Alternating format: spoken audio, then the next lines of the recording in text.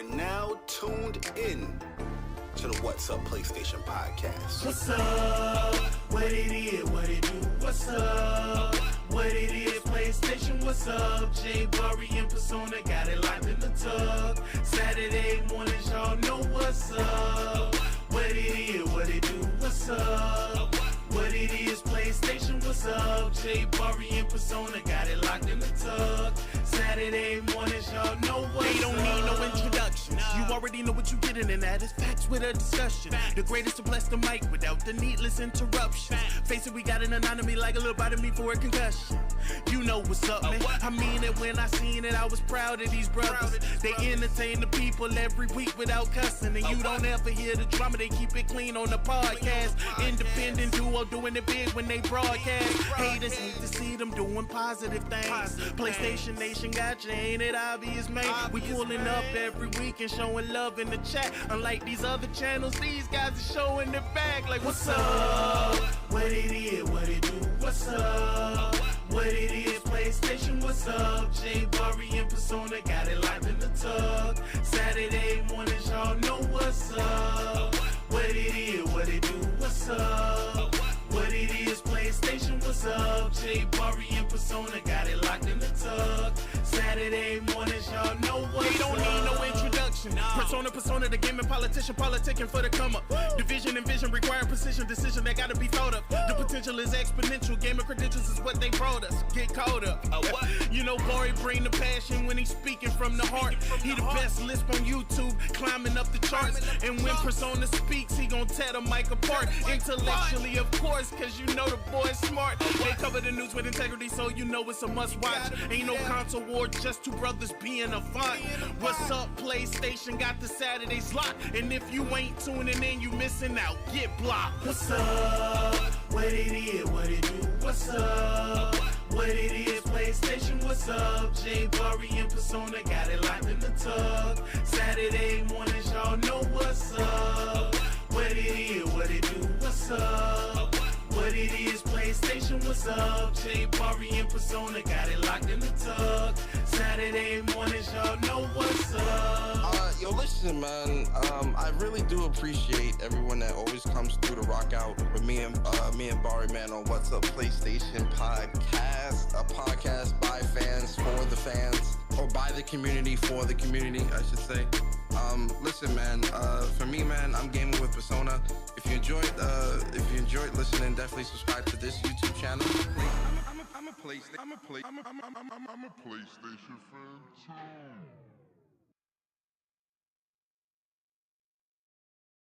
Yo, what's up, everyone? What's up, PlayStation Nation? You are now tuned in to the What's Up PlayStation podcast. What's up? What it is, what it do? What's up? What it is, PlayStation, what's up? Bari and Persona got it locked in the tub. Saturday mornings, y'all know what's up. What it is, what it do? What's up? What it is, PlayStation, what's up?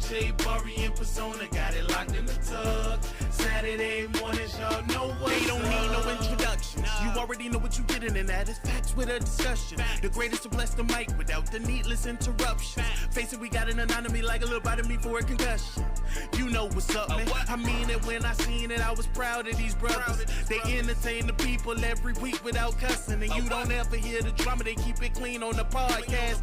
Independent duo doing it big when they broadcast. Haters hate to see them doing positive things. PlayStation Nation got you, ain't it obvious, man? We pulling up every week and showing love in the chat. Unlike these other channels, these guys are showing their back. Like, what's up? What it is, what it do? What's up? What it is, PlayStation, what's up?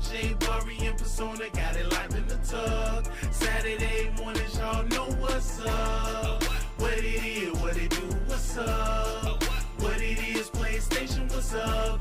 Bari and Persona got it locked in the tub. Saturday mornings, y'all know what's up. They don't need no introduction. introduction. Persona, the gaming politician, politicking for the come up. Division and vision require precision, decision that gotta be thought of. The potential is exponential, gamer credentials is what they brought us. Get caught up. You know, Bari bring the passion when he's speaking from the heart. He the best lisp on YouTube, climbing up the charts. And when Persona speaks, he gon' tear the mic apart. Intellectually, of course, cause you know the boy's smart. They cover the news with integrity, so you know it's a must watch. Ain't no console war, just two brothers being a font. What's up, PlayStation got the Saturdays locked. And if you ain't tuning in, you missing out. Get blocked. What's up? What it is, what it do? What's up? What it is, PlayStation, what's up? Bari and Persona got it locked in the tug. Saturday mornings, y'all know what's up. What it is, what it do? What's up? What it is, PlayStation, what's up? Bari and Persona got it locked in the tug. Saturday mornings, y'all know what's up. Yo, listen, man.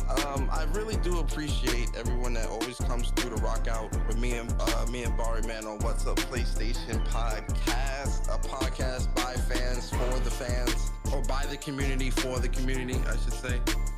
Listen, man. For me, man, I'm gaming with Persona. If you enjoyed listening, definitely subscribe to this YouTube channel. I'm a PlayStation fan too.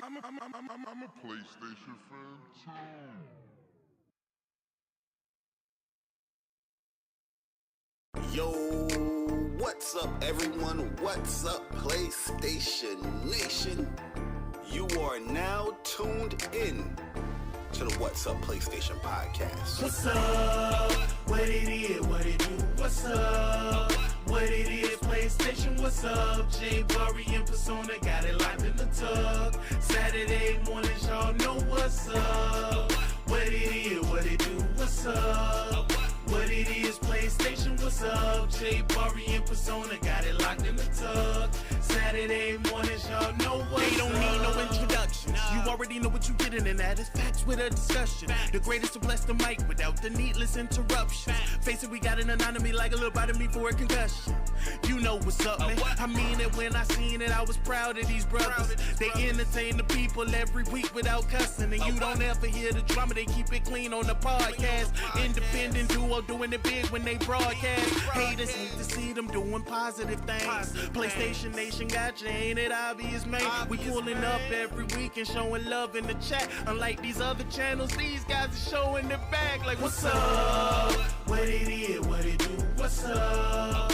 What it is, PlayStation, what's up? Bari and Persona got it locked in the tug. Saturday mornings, y'all know what's up. What it is, what it do? What's up? What it is, PlayStation, what's up? Bari and Persona got it locked in the tug. Saturday mornings, y'all know what's up. They don't need no introduction. Persona, the gaming politician, politicking for the come up. Division and vision require precision, decision that gotta be thought of. The potential is exponential, gamer credentials is what they brought us. Get caught up. You know, Bari bring the passion when he's speaking from the heart. He the best lisp on YouTube, climbing up the charts. And when Persona speaks, he gon' tear the mic apart. Intellectually, of course, cause you know the boy's smart. They cover the news with integrity, so you know it's a must watch. Ain't no console war, just two brothers being a font. What's up, PlayStation got the Saturdays locked. And if you ain't tuning in, you missing out. Get blocked. What's up? What it is, what it do? What's up? What it is, PlayStation, what's up? Bari and Persona got it locked in the tug. Saturday mornings, y'all know what's up. What it is, what it do? What's up? What it is, PlayStation, what's up? Bari and Persona got it locked in the tug. Saturday mornings, y'all know what's up. Yo, listen, man. I really do appreciate everyone that always comes through to rock out with me and Bari, man, on What's Up PlayStation podcast, a podcast by fans for the fans, or by the community for the community, I should say. Listen, man. For me, man, I'm gaming with Persona. If you enjoyed listening, definitely subscribe to this YouTube channel. I'm a PlayStation fan too.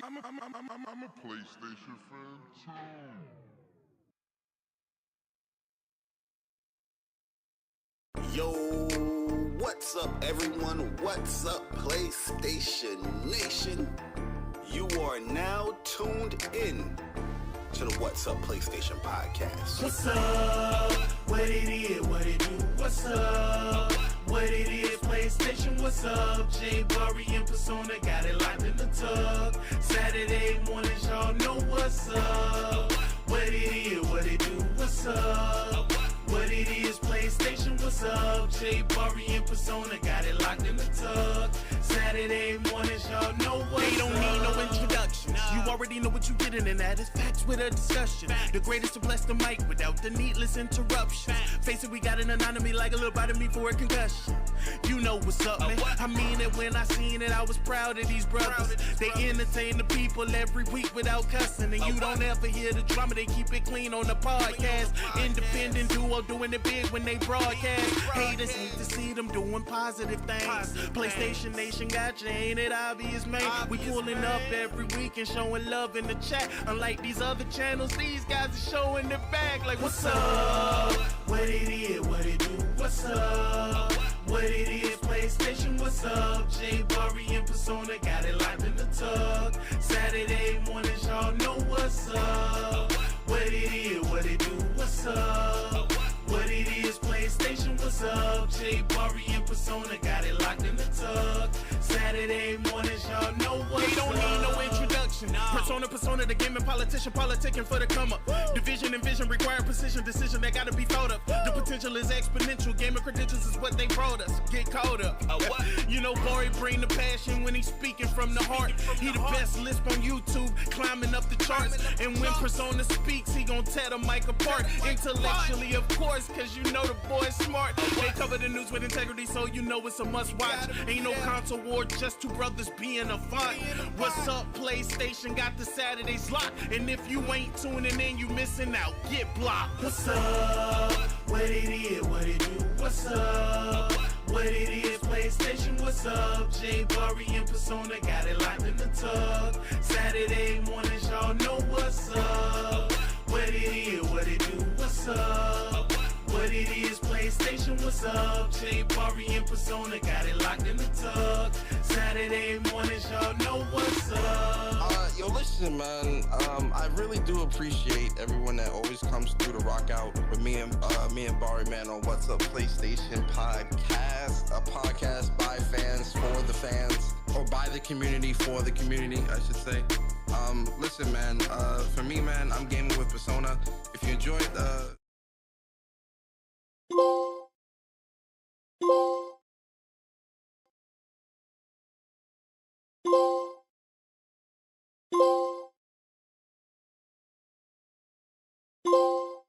Yo, what's good, people, man? It's your boy Persona, gaming with Persona, one half of the What's Up PlayStation podcast crew.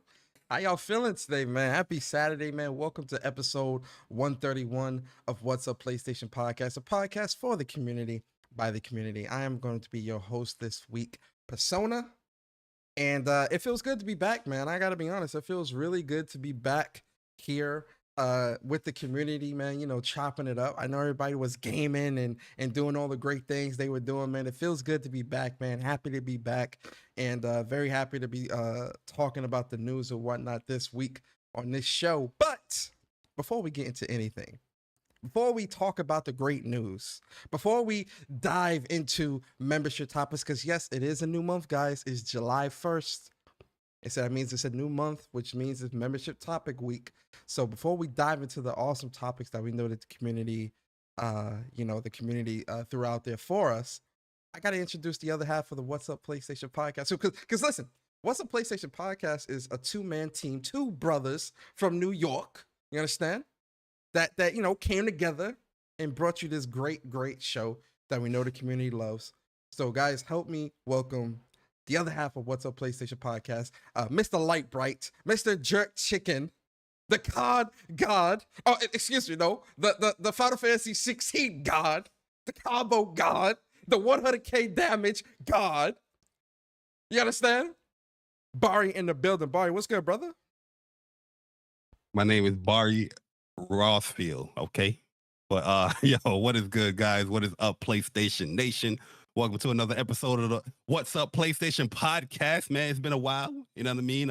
We are here, we are back, and looking forward to having a great show, man. I see the wonderful, beautiful PlayStation Nation in the chat, the WUPS Nation in the chat, man. We appreciate you guys welcoming us back.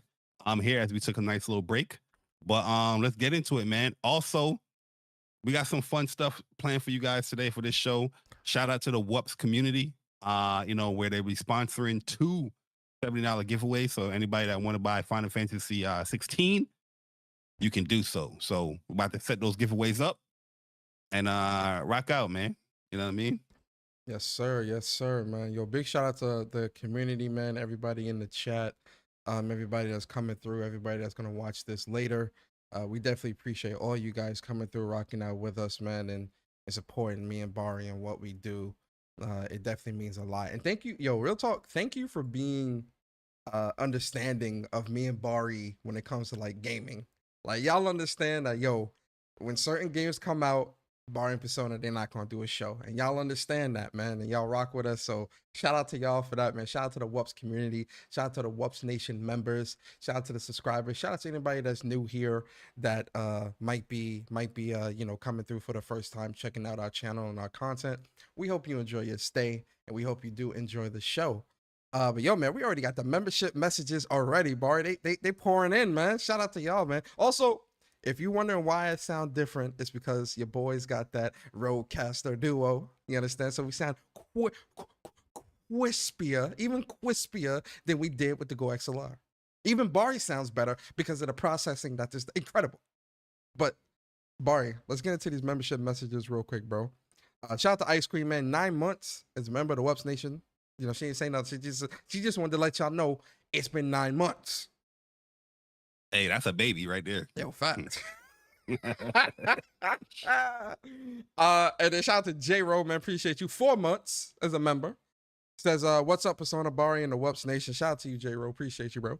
And then shout out to Miles B93. 6 months as a member on the channel. Appreciate you, Miles. Sure. He says, so good to have WUPS back. Looking forward to hearing both of your thoughts on the GOTY, a.k.a. Final Fantasy 16. You already know. 100%. You already know. 100%. We definitely going to be talking about that. Yo, Kingquiso in the building, man. 14 months as a member on the channel. And he says, best PlayStation podcast on YouTube. Glad to have y'all back. Shout out to you, Kingquiso, man. We really appreciate it, man. Thank you. Appreciate it, Kiso, man. And then shout out to 14 months. That's a relationship. That's officially. That's what 14 months is a relationship. You don't think 6 months? Is 6 months valid? You think? Nah, 14 months. That's commitment. That's a commitment. 14 months. By that point, they should be talking about marriage. That's what you're saying. 100%. 100%. Ooh, Bari. Okay. And then shout out. No, 14 months. Nah. Look at him. I went in a podcast mode. I was like, yeah. You know what I mean? Yo, look at him. It slow poked me. I said, 14 months marriage. Hold up, brother. Look at him. Caught himself up, man. Crazy. That's a little quick. Yo, shout out to Viper Reaps Corner, man. Appreciate you. 14 months as well. That's a whole relationship. As Bari would say. Relationship, man. He says, can't wait to get back to gaming. Yo, facts. I get it. Viper, man. I know you on vacation. Shout out to you. What up, man? Shout out to my man No Cap in the building. Yes, see you sir. guys, man. Yo, Wagwan. See ya. Jimmy Harrison, man, 5 months as a member on the channel. Jimmy, we appreciate you, man. He says, my bros, God bless, man. Yo, God bless to you as well. Jimmy, shout out to you. Blue Mustang 357 in the building. 14 months as a member on the channel. We appreciate you, bro. He says, GOTY 16 is absolutely. It's the GOTY. No ifs, ands, or buts about it. It is the GOTY. JgamerUK in the building. 14 months as a member on the channel. Says, welcome back, Bari and Persona. Great to have you back for the clout, respectfully. Yes, sir. 3 for 10, 5 for 20. 3 for 10, 5 for 20. And then Julian Johnson, 10 months as a member on the channel, man. Appreciate you, bro. He says, miss y'all boys, top of the morning. Shout out to you, Julian, man. We appreciate you, man. Shout out to the community. Yo, guys, if you guys want to participate in the giveaway, all you got to do is type in exclamation point FF16 in caps. Exclamation point FF16 in caps, and you'll be in the running for the giveaway. The giveaway is going live right now for the first one. So once again, big shout out to the community on sponsoring this.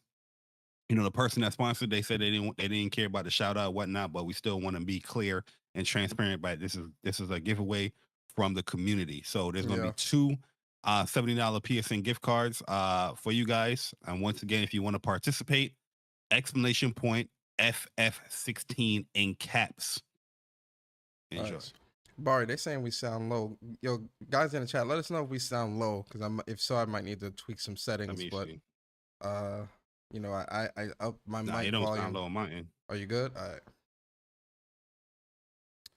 Like, crank the volume up. I don't know if you guys are listening through your headphones or your iPhones or your computers. Turn that knob up a little bit, man. Turn it up, man. You want us to be screaming a goddamn podcast like this all goddamn day? Huh? Bari sounds good. Turn the goddamn volume up. Oh no, they say we sound good. All right. He says we're loud. All right, cool. We're loud. Cool. That's man. That's a good thing. People on 10% volume talking about, yo, you sound low. What the hell going on? You know what I mean? Thing. This is how you gonna welcome us back? Huh? Is this how you're gonna welcome us back and talking about we sound low on 10% volume? Turn the goddamn volume 50% at least, man. They say I'm a little low. All right, I turned myself up just a little bit more, just so that you know, everything is good. It should be good right there, but you sound good to me, man. I listen to it. I cranked. I don't know. I cranked it up just a little bit, just so that you know they You see. sound like you about to do an R&B album, but you sound good. You know what I mean? I do. Really? Oh man. You about to go like the Persona White. I know there's only one like you. What's that Barry White song? Love. I forgot the Barry White song, man. I forgot it. But yo, you too young for that, man. You too young for that. You are crazy, boy. You are absolutely crazy. We on that Barry White. You understand me? What you talking about? You too young for that. You too young. You are crazy. Yo, Dre, what's good, man? Oh, before we go, Persona, want to shout out the Plus on Block podcast. They will be on a little hiatus going forward. We'll give you an update as far as when they're going to be doing their next podcast or whatnot, but they're going to be taking a little break as of right now. So check out Plus on Block podcast. Their links is always in the description below. Their link is always on the front page of our channel as well. So if you guys haven't subscribed to them, definitely go subscribe to them. You know, when they do come back, you know what I mean, we can welcome them back with open arms, man. But yo, they're going to be taking a little break, and they're almost at their goal of 500 subscribers as well, man. So help them out, get that to 500 subscribers, but they will be taking a little short break with the podcast. All right. Yeah, yo, listen, I didn't even know that. Yo, listen, I hope everything is good with the Plus on Block boys, man. Those are some good dudes over there with Dre and Chuck. So, you know, definitely support them and you know, support what they're doing, man. They make a lot of great content out here. So shout out to the Plus on Block boys. We appreciate y'all, boys. Yo, Jimmy, appreciate you for the super chat. It says, taking my time with Final Fantasy 16 masterpiece. I took my time as well. It's incredible. It's an incredible game. Yo, like we beat the game, but trust me, I took my time with that game. I completed the game in 93 hours. Absolutely. No skipping, every side quest, every hunt done, every dialogue depleted. Like, I went through every dialogue, and we could talk to NPCs and whatnot. Yep. Like, I love my time with that game. Now I'm on the whole new game plus, but we're gonna be talking about. We're gonna talk about that for sure. We're not gonna spoil anything. No spoilers. Hopefully, no spoilers. You know, with Bari, you're not Bari get. You're not Bari get, man. You know how this man Persona. Yo, I promise you, if there's a spoiler today, it ain't gonna be from me. It'll be from Bari. Trust me. All right, y'all know how he is, man. Y'all know how he is. Hey, he always spoiling shit. He always spoiling shit. That's what he do. Hey, yo, watch. I promise you, watch. Yo, but Bari, how you feeling this week, man? How's everything with you, man? How's your week, man? Everything, you know, how's everything with you? Yeah, I've been good, man. Crazy week, closing week. Just came out of vacation, but right into like closing, so that was kind of hectic and stressful. But overall, I've been chilling, man. Final Fantasy 16 been amazing. Been watching some old school, you know, anime or cartoons, however you want to call it. Was watching Digimon this week as well, man. We up to like episode 17 right now, man. And just playing through Final Fantasy. Yo, I've been just playing Final Fantasy 16, yo. That's the only game I really been playing. We on that new game plus now, which I'm loving it. But you know, like I said, we're gonna talk about it a little bit later. You know, with our impressions. But yeah, overall, my week been pretty cool, man. You know what I mean? Other than the last, you know, 3 days of the week, it has been really, really chill. You know what I mean? That's How what's you up. living over there? How you doing over there, man? I Hey, see you got a man. nice little fresh little haircut. Yeah, listen. Yeah, I've been bumming it out, man. You know what I'm saying? No haircut, no shave, nothing. Just bumming it out here, man. So Yeah, yeah, I literally yeah. just Why you came from looking? Why you looking at the? Why you looking at the camera like that, bro? What you mean? I was just, you know, making sure we good out here. You Nah, feel me? so, yo, don't do that again, bro. You look at the camera a little something. Hey, yo, Look at the get up camera out a of little. here. Hey, yo, get up out of here, Yo, boy. he You got his understand? You cool understand? oh, You yo, understand? he pat his hair down like this. That.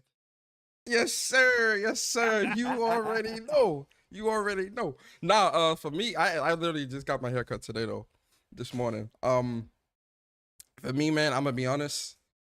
I've been no life in Final Fantasy. Yo, this is my vacation this week, so all I've been doing is like really chilling and Final Fantasy, bro. Straight up this week. This week, I was like, you know what? I'm dedicate time to Final Fantasy, play through it. And just like you, everything. I did every side quest, listened to every piece of dialogue, read every piece of lore, did every hunt, talked to every NPC, explored every corner of the map. I did everything. I did everything. So and I'm doing it all again on New Game Plus. You feel me? So, you know, it really is an incredible game. I beat it. So my time, it said what 70 something hours. That's actually wrong. So when I had closed the game and came back, it was at like 84 hours or something like that. So I beat the game in about 80 plus hours. My first playthrough, which absolutely incredible. So yeah, that's really, my week has been real relaxing, man. I'm gonna be honest, like recharging, you know, stepping away from like the responsibilities of life and stuff like that, and just kind of like, you know, just chilling, relaxing and everything. It definitely was needed. Took a break from social media. It definitely was needed. Yeah, man. It's only a few games that can do that, where you can just like, all right, man. Yeah, I'm just gonna relax, enjoy my time, and play these games as gamers should do. You know what I mean? Like, but yo, JC, yeah, we're not gonna do any spoilers here. Most likely we'll be doing a spoiler cast like probably later on, like in July or something like that. But overall, it's gonna be spoiler free. From what we speak about here, because we're just doing impressions, not even doing a full review. Yeah, Gonna be working on review and all that stuff. Yep. Setting that stuff up. You know what I mean, as far as what gameplay to put in there and all that. But yeah, I'm not gonna spoil anything here. You know what I mean? Spoilers is all over on Twitter. So but here we're not gonna spoil it. Yeah, no spoilers. Hopefully. That's the goal. Yeah, no. Oh, we know that man up. We know that man up there. Hey yo, bro, get up out of here, bro. You know damn well, your boy ain't gonna spoil nothing out here, man. You feel me? Nothing getting spoiled around here. Man. Persona spoil without spoiling. I don't spoil, man. You know, I just, you know, I just keep it honest. You know, nah, yo, no spoilers. I almost drove to Queens one time, right? Persona, he was like, he asked me, "Did you get a certain ability yet?" You know what I mean? I don't know the order of the abilities. I was assuming which one it is. We said, "Did you get a certain ability?" I said, "Yo," I said this to my phone. I said, "Whoop!" Type that shit up. I was like, "Yo, this dude right here." Hey yo, man, I'm chilling, my boy. I'm chilling. Yo, I was about to. Yo, listen, I was about to. Yo, nah, never. Nah, yo, he lying. I asked him a question. I said, "Yo, where you at?" And he go, "Oh, XYZ." I'm like, "All right, yo, did you get this?" He's like, "Nah." And I said something else, and he's like, "Yo, Persona, what the fuck?" I was like, "Nah, bro, you had to have gotten past this," because he was like, "Oh, you're not talking." I was like, No. That was the first call. I'm talking about the later on in the game. There was a certain ability that I've been hyped for and waiting for. You was like, "Did you get this ability yet?" And I was like, "Yeah, but we knew about the ability, so how is that a spoiler?" I'm like, "Yo, did you get Shiva's ability yet?" You don't know about the order of the ability. I mean, all right, man. No, I'm not giving you that, but all right, bro. All right. So my assumption was I was probably gonna get that the last one. You know what I mean? Going story wise, but yeah, you know what I mean. You spoiled that for me. I didn't spoil that. Yo, get up out of here, bro. So yo, that's the spoil king right there. Sick human, no cat. Oh yeah, yo, sick. That's the spoil yo, king sick. Right there. Listen, sick is my bro. You understand? But when certain games release, I mute Sick for that period of time until I beat the game, because I know Sick is gonna be posting shit and with no regards. I'm like, all right, let me just Sick will post it with no context too. He's like, oh, he put like, oh shit, and then the whole screenshot. I'm like, yo, listen, man, live your life, bro. You know what I mean? Yo, facts. But yo, we gonna definitely talk about Final Fantasy 16 later and whatnot, man. Don't worry, guys. We got a lot we're gonna be talking about here today. But yo, y'all know how we do things here on What's Up PlayStation Podcast. We gotta start with the games for the week. And yo, man, I know it was a pretty interesting week this week. Let's see what Bari bought. I know Bari bought a couple things off of here. He got them. All right, so for this week, I did buy a few games this week. I ain't even gonna hold you. All right, so for this week, we've got Destroy All Humans 2 Reprobed single player for the PS4. What is that? The single player only?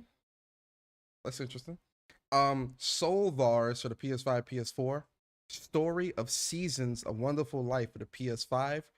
Reverie, Sweet as Edition for the PS5. Russian Subway.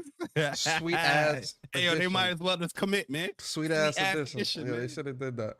Russian Subway Dogs for the PlayStation 4. AEW Fight Forever for the PS5, PS4. Burn House Lane for the PS5. Enclave HD for the PS4. Noob, The Factionless. Barry, that's the game you bought, huh? Yeah, for the PS5, PS4. Nah, that's the PlayStation community. The factionless. I ain't got no factions. Zicatrice for the PS Zicatrice. Am I saying that right? Yeah. Yeah, XI is I would even put it off the X. I'd just be like Icatrice. Icatrice for the PS4. Front Mission first remake for the PlayStation 5, PlayStation 4. Wait, Front Mission came to yeah, PS5? I thought that was only on Switch. Nah, they put it out on the PlayStation.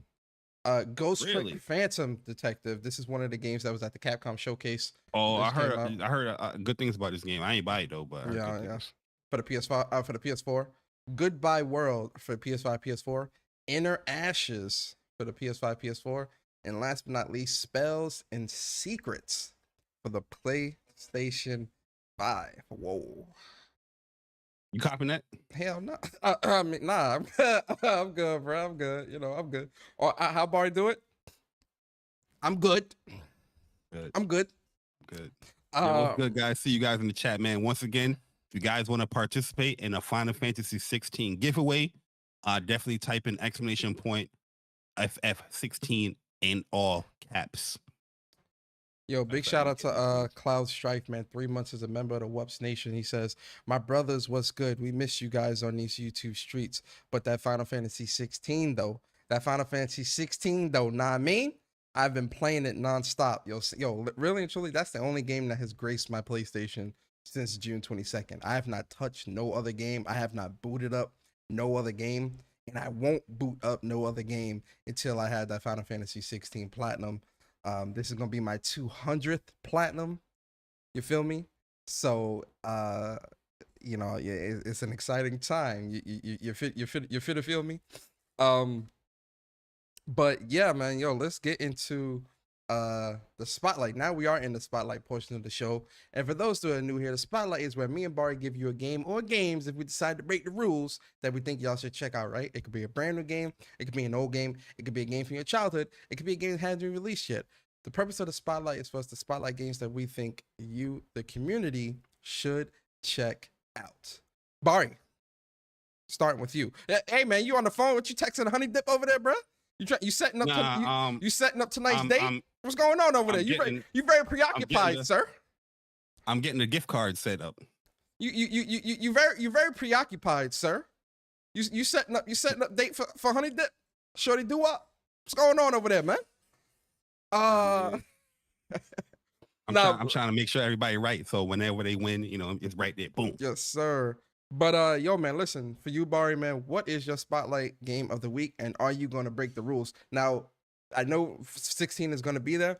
Keep it light, because we're going right after spotlight. We're going to go straight into our impressions. Oh no, I'm gonna keep it light with 16, because what I'm going to say is, like, you should be playing Final Fantasy 16. If you didn't buy it yet, if you didn't play it yet, definitely gonna play it. It's an amazing game. Definitely Final Fantasy games for newcomers and the like. But yeah, we're gonna give our impressions with certain things that we loved, certain things that we didn't like so much, certain things that we disliked, and look forward to our review on our own separate channels as well for the game. But Final Fantasy 16 is definitely a game that I feel like you guys should play, or you guys and girls should play, and yeah, give it a go for sure. The next game I want to highlight is a game that PlayStation tweeted about early this week. It's called Luna Abyss, bullet hell type game. Definitely down my alley. I love my bullet hell type games. I like when a whole bunch of stuff is on screen. I got to dodge. I got to sit. You know what I mean? So I saw some of the gameplay. I was like, yo, this looks really, really cool. Bullet hell. Some of the pictures that they had on here looks really, really dope. And it looks interesting. You know what I mean? So definitely going to be giving it a go and giving it a try whenever it comes out. And then 2 more games I'm going to list out here. Just what in the 2023 section where Grand Blue Fantasy versus Ryzen. Super excited for that game. They're going to be having that beta this month. Well, we're in July now, right? Yes, yeah. We're in July now. Yeah. Beta is this month for that game. So I'm very, very excited to showcase that game and Grand Blue Fantasy Relink. Listen, I'm going to be putting it up there because side games, I ain't playing with y'all, man. I'm not playing with y'all, man. I need a goddamn release date for the game. I need that game to come out this year as well. If you come out in 2024, you're going to be ruining my priority list, and I need that game to come out in 2023.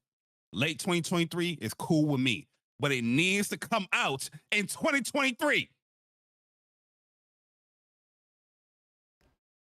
That's my spotlight games of the week. Yo, fire. I'm looking at this. I was actually looking at this Lunar Abyss gameplay just now. This looks actually really... It's on the blog. If you look at it, it's on the blog. Yeah, I just looked at it on the blog. This actually looks really good. I'm definitely going to be paying attention to this for sure. Good spotlights for me, guys. I'm going to echo what Bari said with Final Fantasy 16. Don't let... And we'll probably talk about this in our impressions, so I'll be very light. But my spotlights, man, starting off Final Fantasy 16. Yo, this game is absolutely incredible, right? This is definitely one of my most anticipated games of the year. And this is my game of the year. This is. Yes, I know Spider-Man is coming out in October and all that stuff. Spider-Man will be a very close second, but I don't see Spider-Man overthrowing Game of the Year of Final Fantasy 16 for me. I'm going to be honest. And I know that story is going to be incredible. Gameplay, combat, and everything is going to be on another level. The world, everything. This Final Fantasy 16 is my game of the year, man. It really is. Play the game. Don't listen to fucking people trying to discourage you and all that. Especially if you're new to RPGs. Play the game. Play it for yourself. Enjoy the game. Can I share something real quick with you, Persona? Yeah, go ahead. In the terms of Final Fantasy, I'm not incorporating remake into this. The last Final Fantasy game to have me tearing up like 16 did was 10. If you guys played 10, I'm pretty sure you can probably assume or think why that had a brother tearing up. But listen, man, that game had me, 16 had me on such an emotional roller coaster. It's not even, it's so crazy, man. Like, you're legit. Like, I took pictures where I was like, you know what? I ain't gonna post these because people gonna be like, yo, you crying in video games. So I was like, I didn't want to hear these weirdos on Twitter. But yo, your boy was in tears, man. No cap. I was in tears, man, with this game, man. So yeah. I could definitely see it's definitely gonna be hard to beat Final Fantasy 16 as far as story, in my opinion. Gameplay when it comes to Spider-Man will have to be like mind-blowing for me to be like, all right, yo, let me disregard the story and the gameplay of 16 and this will be my game of the year. But right now, yeah, 16 is definitely in my game. Right now, that's what it is. Obviously, we still need to play Spider-Man, and Spider-Man is also highly anticipated. But 16 right now is at the throne for me personally for the year. My second spotlight is going to be Armored Core 6. This game is, August is right around the corner, right? We're already in July. August is gonna be right around the corner. This is a game I'm really, really, really excited for. Can't wait to play this game and put time into this in August. That's definitely gonna be one of my August games. And it's been a long time since I played an Armored Core game, like years.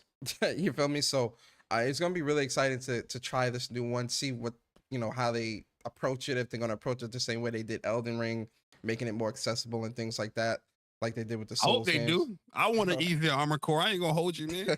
Leave that hardcore all. Nah, you know what? You can't take that. Can't say that. Yeah, no. The micromanagement stuff I want, but we'll see. Yeah. The movement options need to be great. The movement in these gameplay trailers look really good. The gameplay the movement looks good. My third spotlight is going to be Atlas Fallen. This is in there day one. Yeah, this is a game also coming out in August. This is a co-op action adventure game, so you can play either by yourself or play with a friend and play through the story. And the combat and the gameplay for this game looks really good. And this is a game I'm definitely really, really excited for, Atlas Fallen. That's a day one as well. And then the last game for me is going to be Star Ocean Second Story R, the remake. This is a game that I'm really, really excited for. The gameplay trailer looks really, really good, really, really dope. I can't wait to put time into that and play that. That's gonna be my November game. And one more game, Bari. Actually, I lied. One more spot. I know. Listen, I'm a gamer. What do you want? The other game is Star Ocean, not Star Ocean. Sword Art Online. Yo, no cap. I forgot that junk look good. Yeah, I know you told. I just seen it yesterday, bro. I was like, a new Sword Art Online game. Yeah, I buy all the Sword Arts. Some of them I don't finish because it's just like I only played 2 of them. Which I one? only played 2 of them. I forgot the name of it. One of them was like super, super long with dialogue, and I packed that one up. The other one had a little bit more gameplay. I forgot the names of it though. I know Michi was on it too. I forgot the names of it. I got to look at my last Sword Art Online Last Recollection. That's the new one that's coming out later this year. I love the Sword Art games. Some of them could be a little too dialogue heavy, but the combat in these games are always really fun as well, and good RPG stuff and stuff like that. And the story is good too. Like the story, typically the Sword Art Online stories are pretty good. So yeah, Last Recollection, that's coming out later this year. That's a game I'm definitely really excited for. I'm gonna be playing that as well. My favorite Sword Art is Lost Song. That's always been my favorite. Because it was a great mix between story and gameplay. And like that whole VR, how they had that set up was like really, really good. So those are 2 of my those are my spotlight games for this week, man. Very excited. Yo, Boulders Gate 3, I'm interested in it, but I'm not gonna say like I'm hyped for it. I'm definitely gonna give it like a go. I got to see when it come out. Boulders Gate in September 6th. I'm good. Like September is Legend of Die, man. Because I heard a lot of good things about the series, and I do have like the 2 Divinity games, but I just haven't started those games up yet. Cause I remember buying them on like a sale or whatnot, and I was like, I one of these days I'll definitely get to these. But Baldur's Gate definitely look interesting. But I don't know if I'm going to have time to play it. We'll see. It depends on when I finish like Immortals of Avium, when Atlas Fallen is finishing those Immortals things. of Avium, yeah, that's another one. Yeah, and then gearing up for like Spider-Man in October. I have to see if I can fit it in. Yep. Pause.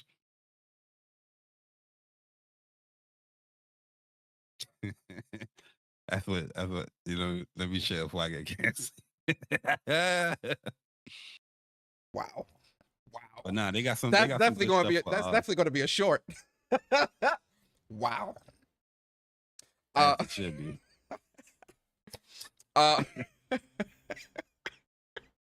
Sorry, very immature. Sorry.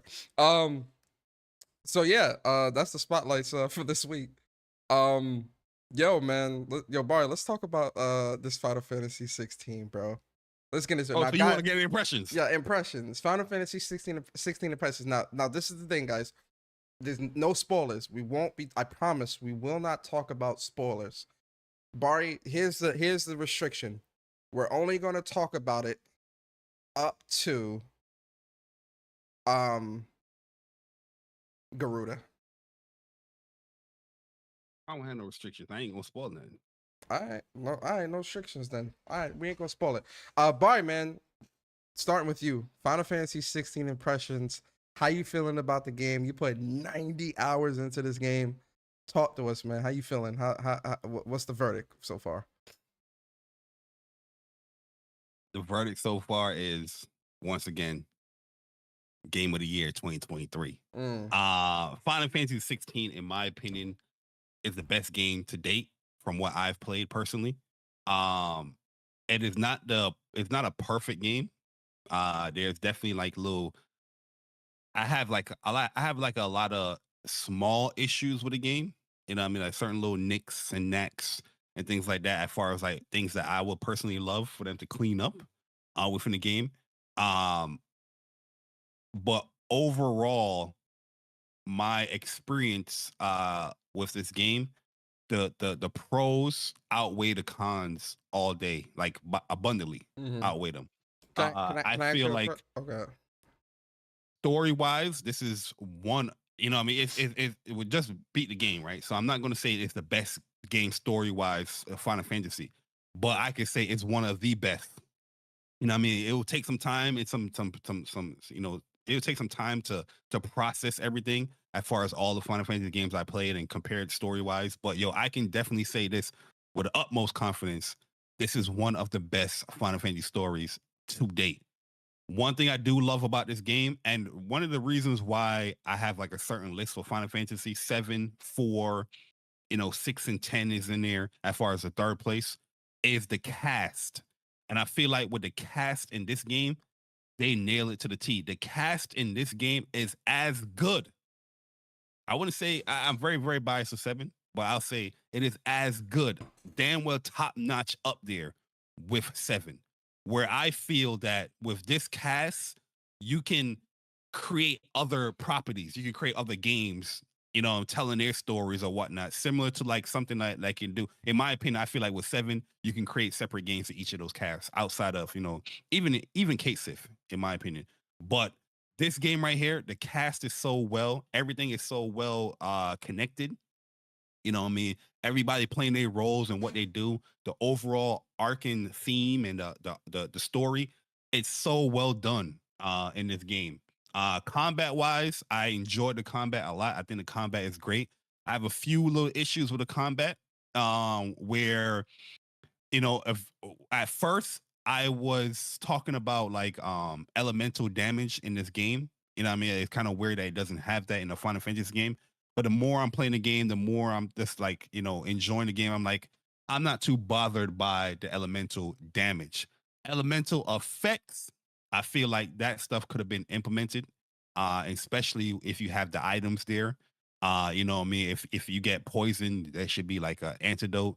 If you get, I feel like there should be like stun, you know what I mean, or confused or something like that. They should definitely, they should definitely incorporate some of that stuff as far as what the enemy can do to you within the game. There are certain elemental damage and effects that you can have with certain icons, but I'm not going to talk about that. I'm going to talk about more in depth where I can showcase that.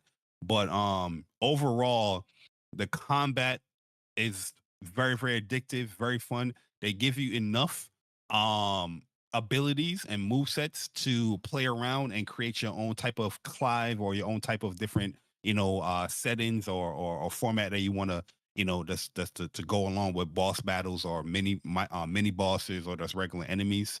Having the training room was a great idea, a great addition. Similar to like Devil May Cry. I was in that training room a lot. And now that I'm in the new game plus mode, a lot of the stuff that I've been training for, I don't have to shorthand my combos anymore. I can just fully do everything that I want to do with the switching and all that stuff here in the game. Combat is very, very fun. I think you learn the combat super quick. I will say this about the game difficulty though. It not to say that I didn't die, because I did die a couple of times in the game, mostly for like trial and error stuff, because I'm a very like, experimentative dude. Like, I'm like, oh, let me see what this move does. So when it comes to like some of the boss fights that I want to post up in the game, on my channel, there's certain things I was like, oh, let me see what happens if I get hit by this. And he was like, oh, you're dead. I was like, oh shit, you know what I mean? But overall, I didn't feel like the game was like super difficult or, you know, super challenging. There are some challenging aspects into it. Like there's these trials, these monolith trials that is in the game. That was very challenging in my opinion. Chronolith.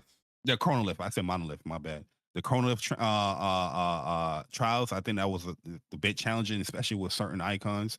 But overall, story, gameplay, characters, the look and feel of the game, all amazing. Performance could be a much better. More options could be had in the game as well, as far as like, you know, controller inputs. I feel like they was lacking on that. You only get like 3 controller inputs defaulted. So if you have a DualSense Edge, I feel like you're probably good with the DualSense Edge, because you can switch your inputs to whatever on the controller. But the base game, most people don't have a DualSense Edge. You stuck with what they give you. One of my biggest gripes I'm going to talk about in the game, and then I'm gonna shut up Persona, was target lock. You know what I mean? And it bothered me a lot because I felt like you have Kingdom Hearts developers working on this game as well, and I feel like Kingdom Hearts, they nailed it when it comes to like target lock. Target lock is horrible in Final Fantasy 16, bro.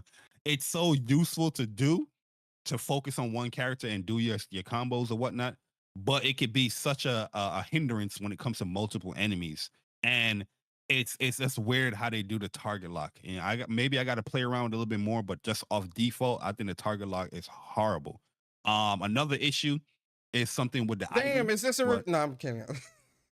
it's something with the items, but I'm gonna go a little bit more in depth with that in my review. But overall, like I said, my pros super outweigh the cons of this game, and I feel like if you play this game, you're definitely gonna love this game. And anybody like questioning about is it Final Fantasy or not, this is a Final Fantasy game. That was the question. That was the question I was going to ask you too. Okay, good. Yeah, there's certain aspects that's not in there, within like, you know, typical Final Fantasies. But I feel like you get that when it, I feel like you get that in Final Fantasy mode though. We was talking about that yesterday with certain things. It's not as fleshed out as it would be in like a traditional Final Fantasy game, but I do think that there is some resemblance of that there, especially when you do the New Game Plus mode. What do you think? Yeah, like I feel like there's more to be had, regardless if it's New Game plus there. But I don't really want to go super, like I said, this is an impression, so I don't really want to go super that. Like I have more of that stuff for like a review. But I'm trying to be vague as possible with it. When it comes to like what you're talking about in Final Fantasy mode, I feel like they could have did more when it came to like armor or weapons, rather than just like damage and HP. Yeah, you know what I mean? Yeah. But overall, like I said, amazing game. I will be talking about it more in depth, going into super detail. But yeah, those are my impressions of the game. I feel like you should play it, especially if you're new to Final Fantasy. It's going to be an amazing game. Even the older people, I think it's an amazing game. The story, they delivered 100% on it. One major con too I have, you know what I mean? I'm not going to shut up after I say it. Enemy variety. I feel like they could have did a little bit more. They could have did more, not a little bit, but more with the enemy variety. And that's all I'm going to say. I'm going to shut up now. Can you give your impression now? Please. Thank you. I mean, you damn near took mine. I don't know what else to say. So for me, man, you know, Final Fantasy 16, you know, with this being one of my most anticipated games of the year, I was definitely going into this with like, you know, understanding. I understood, you know, because Yoshi P, I've been following everything that Yoshi P has been saying like since day one. So I understood that this was going to be an action game. I understood that this was going to be a very different take on a Final Fantasy game. You know, so going into this game, I understood all of that. I understood that stuff. With what I got with this game, you know, from a storytelling perspective, yo, Bari, they gonna cook me. They gonna cook me. Somebody in this chat is gonna cook me. But I would argue that Final Fantasy 16 story telling is it's on that Last of Us level, man. It's damn near on that Last of Us level. Like, I know some of y'all are gonna be like, yo, Persona, what are you talking about? And y'all know I love The Last of Us and Last of Us Part 2. It's definitely there. It's on that level, man. That storytelling is absolutely on that level. And Yo, you know why I agree with you? Because the level of like hatred to love to excitement all hit notes. Same way I was playing The Last of Us, I felt all those emotions as I played the story. And with Final Fantasy 16, I was feeling all of that as well, man. Because the cast, the roles, everybody did an amazing job. My bad, I'm shut up. No, you good. The storytelling for me is on that level of The Last of Us parts. The Last of Us, just the franchise in general. It's on that level. This is how good the story is. The characters are all fleshed out very well. Like Bari said, I agree. The cast of characters that they have for this game, they all fit. They all fit. Even the villains in this game, or the people that are perceived to be villains in this game, they're performed so well. The boss fights in this game, they get better and better and better. Like, each boss fight for me outdid the one I previously did. Like, really and truly, the main game boss fights, even, it is incredible. Amazing. Trust me. When it comes to the combat was definitely something that I, was the one thing I wanted to get my hands on the most, because seeing the gameplay and all that stuff, it was so incredible. And even playing the demo, it was great. But the demo is not even like the full game, especially in that area, because you don't even have those abilities in that area. Being in the lab or in the virtual training room, trying out different things, I was doing a lot of that as well to perfect my combos, to see what damage rotations I can do to get the most damage when staggered, what combo routes I can do with regular enemies, red bar enemies, or stagger bar enemies. And for those who follow me on Twitter, you see a lot of the combos and the things that I've been posting up. That was through me experimenting in the virtual training room. And the combat in this game is so varied, because you can really build different setups for how you play. You can have a more range setup. You can have a more up close setup. You can have mix and match of both. You can do a freeze setup. Like, there's so many cool things in here that really, I think, cater to multiple play styles of people that play action games. And it's so flashy and just so fun to do. And for those who might be off put of like, well, how am I gonna like switch between all three icon abilities and mix and match and stuff? Trust me, don't feel like you're pigeonholed into only using an icon's ability. That's one of the best things they could have done in this game, is when you upgrade your abilities and you master them, you can actually put the ability into a different icon slot. So obviously icon, when you can have three icon, powers, and their main power. So for example, my rotation is Phoenix, Garuda, and Shiva. Phoenix for Phoenix Shift, which is the flame dash ability. It's incredible. It dashes in the air. It's one of the best abilities. Garuda, Deadly Embrace, where you pull people close to you, or when you get somebody half stagger, you pull them down and you get a little bit of more damage on them. And then Shiva for that freeze. You freeze in even big bosses. I'm freezing them mid hit. You feel me? So I use those three main icon abilities, but I don't use their powers, like the powers that comes within the ring. Some of them I do. I'm using Bahamut's powers in Garuda's power slots.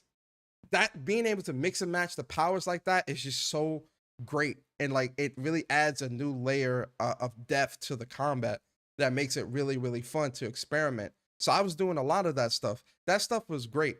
The lore. 3 of my favorite characters in this game: Hippocrates, Gav, and Vivian. Hippocrates and Vivian are 2 of my favorite characters in this game, and all they do is give you information. Lore. I enjoy reading about all that stuff, man.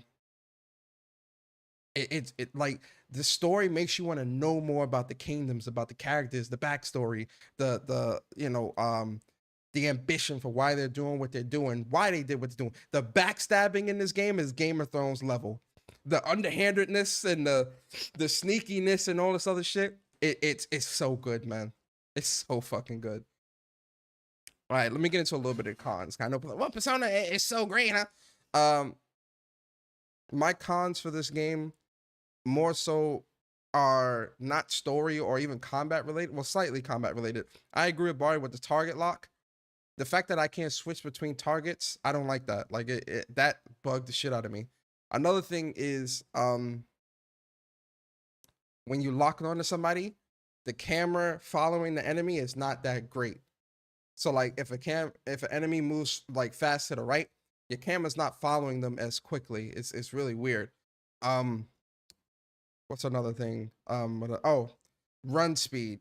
Like, I hate games that like restrict your running, especially like in towns and shit like that. I don't know why they do that, but that slow running annoyed the shit out of me. And then not being able to control when I can run in the open world annoyed me. Like early game, having to like run for a little bit and then he'll automatically auto run. I hate that. Let me run when I want to run. You feel me? Another thing too is definitely some frame issues. I experienced most of my frame issues on in Walud, or in one of the later areas of the game. But there's definitely some small frame issues here and there. During the big boss fights, I didn't really experience those frame issues though. It was more so like just open world travel that I experienced some of those frame issues. Yeah, in the open world, you see like a little dip here and there. Yeah. But like the big boss battles and the icon battles and stuff like that, none of that. Yeah. Yeah, that's the only area I like totally can recognize frame issues was in Dalmekian area. Like there's times where I be running and you see a little stutter there. Because I feel like Dalmekian area is like the biggest area in the game. As far as like where you can travel and explore with. They got the most enemies, I think, in a specific area. I wasn't really too turned off by the I thought the enemy variety was pretty good. Especially when you look at the bestiary, I thought it was pretty good. I didn't really see an issue with that. I think they have it's good, but it ain't great. You know what I mean? I wanted it to be great, where there's a lot of enemies that you could have added there, monsters you could have added there in Final Fantasy that aren't there. Yeah. And I was looking forward to seeing classic enemies or monsters appear in this game. Even though some did, some didn't. Yeah. You know what I mean? I was like, you could have, the typical versions of one enemy, they have like a whole bunch of versions and whatnot. I feel like you could have added more variety of monsters and stuff that Final Fantasy had in the game. Yeah, fair enough. Music, incredible. Oh, music is A1. The relationship, the growth of the relationships between the characters is so great to see. Even side, listen, don't skip the side quest. Don't listen to what people, the side quests have so much meaning to the overall main story of the game, and seeing what the bearers and all these people go through in their lives. Listen, man, I love the side quests. I love the dialogue between the characters. I love the side quests too, man. I know a lot of people are not big fans of side quests, but like I said, I'm a big story guy. You know what I mean? I'm paying attention to what you're actually doing and what they're seeing within the story or the side quests. So I'm just like, yeah, some of it can be mundane as far as like, I got to go to point A to point B and then come back to point A. But overall, it's building more story to the game. Now some of them stuff pays off. I'm not going to say all of them are great either. Like some of them are definitely I would say much weaker than others. So I'm not going to say every single one of them is great, but there are a lot of them that I played where it gave a lot of good backstory about that town or that area or whatever. Or even when you're doing side quests for like main characters in the hideout or whatever, and you get like these deep cutscenes that's like explaining stuff and showing different things or whatever. I'm just like, yo, this is great, So That's why I would say. Yo, let me ask the chat this too, man. Can we talk about icon abilities with the chat? Is that okay? You know what I mean? Because listen, man, I gotta say that I gotta get this off my chest, man. You know what I mean? Put a 1 in the chat, and then after this impression, we can do the first giveaway because I know it's closed. Yeah. If we can talk about icon abilities, I mean all of them. You know what I mean? We're gonna talk about all of them. Oh yeah, can we talk about all the icon abilities? Yeah, you know what I mean? If y'all say yeah, I'm about to go to town. I was being vague. No, they say I'm yeah. not gonna they go say like as long as you don't spoil anything. I'm not gonna talk about Yeah, my favorite, like from favorite to like least favorite. You know what I mean? Yeah, go ahead. I already got mine too. Yeah, go favorite to least favorite. Go ahead. All right, you already know, man. And this is not even a debate. It's not even debatable. The best icon ability in the game is Shiva. Listen, Shiva is the best icon ability. I'm gonna tell you why. Cold Snap, I feel like, is the best circle. We're gonna call it circle ability in the game. It is everything that people are looking for in a Final Fantasy game. That ability gives you, where it has an actual elemental effect. It is super useful once you get that permafrost, because not only from smaller enemies, mini bosses, larger bosses, if you get a perfect precise dodge with Cold Snap, pressing circle, not R1, you get permafrost, and they are frozen for like good 5-8 seconds, and you can just cast so much damage on there. Diamond Dust. That's the best stagger ability in the game. It's the best stagger ability in the game, but it's one of the best abilities in the game by far. Amazing ability. Mesmerize. A lot of people don't really use that, but I'm gonna show y'all some cool mesmerize air combo shit that is so useful because it brings enemy towards you and it brings them below them, so you can cash out a lot of damage on there. Also, when you combine when you hit certain points with Shiva's abilities, it casts freeze on them. So there's one that does the pulsating damage, which casts a lot of damage, but it's also Ice Age that can freeze enemies as well. I feel like, in my opinion, it's the best. It's the best icon ability. And when we do like a spoiler cast, we'll probably get into more debate with other people and all that stuff. My what's your favorite icon ability, and me and Bari talked about this, and he knows, and I know, because the best girl, Benedicta Harmon, you understand? Garuda, best icon abilities in the game. Here's why. In my opinion, of course. Deadly Embrace, which is the ability, which is Garuda's circle ability that pulls enemies closer. You can pretty much do infinite air combos with Deadly Embrace. I've shown you it. I've posted it. You can kill an enemy in the air. Once you're in the air with that hold square fire ability that knocks them up, do the double jump with the X, and then, oh, I'm falling. What do I do? No, you're not. Relax. Deadly Embrace. Then hold square. Oh, I'm falling. What do I do? Relax. Deadly Embrace. Throw him back up. Oh, I'm falling. What do I do? Relax. Deadly Embrace. And you pull him back up. Not only that, Deadly Embrace is also a must-have ability when it comes to fighting bigger enemies with a stagger bar, because you absolutely want to pull, when you get them halfway with the stagger, you use Deadly Embrace, which puts them in this semi-stagger state where you pull them down to the ground and you get free hits for about 4 or 5 seconds. 3 seconds, 3 to 4 seconds. And for me, that's enough for me to empty the stagger bar. That's enough. Rook's Gambit.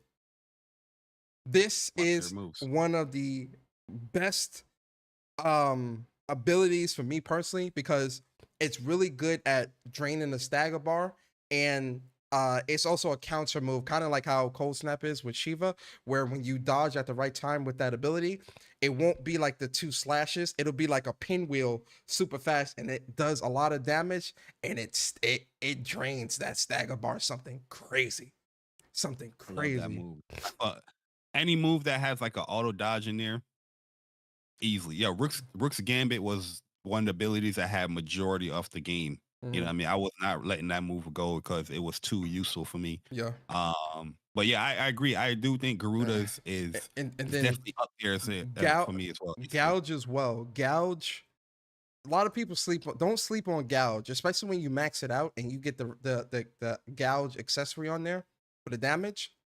Gouge is, I would argue, Gouge is just as good or close to being as good as one of the higher stagger moves, because when you have them in that secondary, that semi-stagger state, and you need another move that's stagger-based move, I typically use Gouge, or I use Diamond Dust.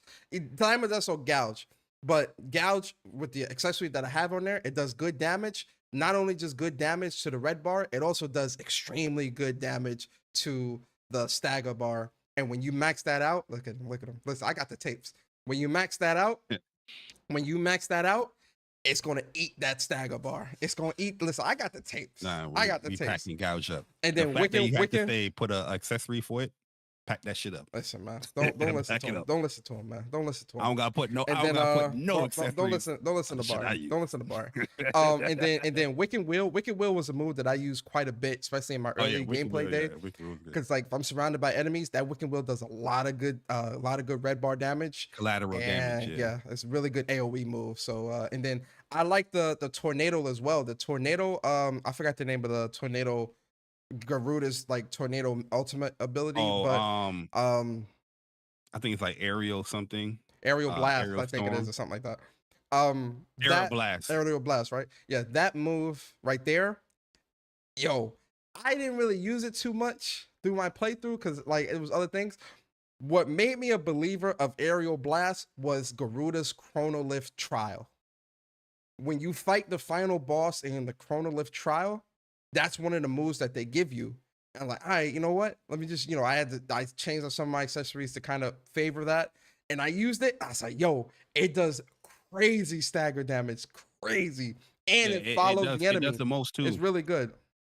I don't necessarily like it because it does a lot of stagger, but it's not guaranteed, especially if you have a fight against an enemy that moves a lot. Yeah, that's why it tracks them, but it slow, blocks though. too much of my visuals. Like I would much rather use Diamond Dust to drain the stagger bar than Aerial Blast. I will Diamond Dust for me. Diamond Dust is so good. It's a guarantee because one of the things I like to do with Diamond Dust or Shiva's ability is I go straight into Cold Snap, freeze them, and then literally I clip that straight into Diamond Dust because Diamond Dust, it freezes time. Like everything stops. So and you do those, you get 2 free hits and they're big damage. So Diamond Dust is definitely a better move. If I hit Cold Snap and I get permafrost, like I like to finish off with Diamond Dust because I know you're gonna get staggered, but I'm cashing out all that damage. So the moves that I typically would have is the Ice Age or Mesmerize or Heat Wave.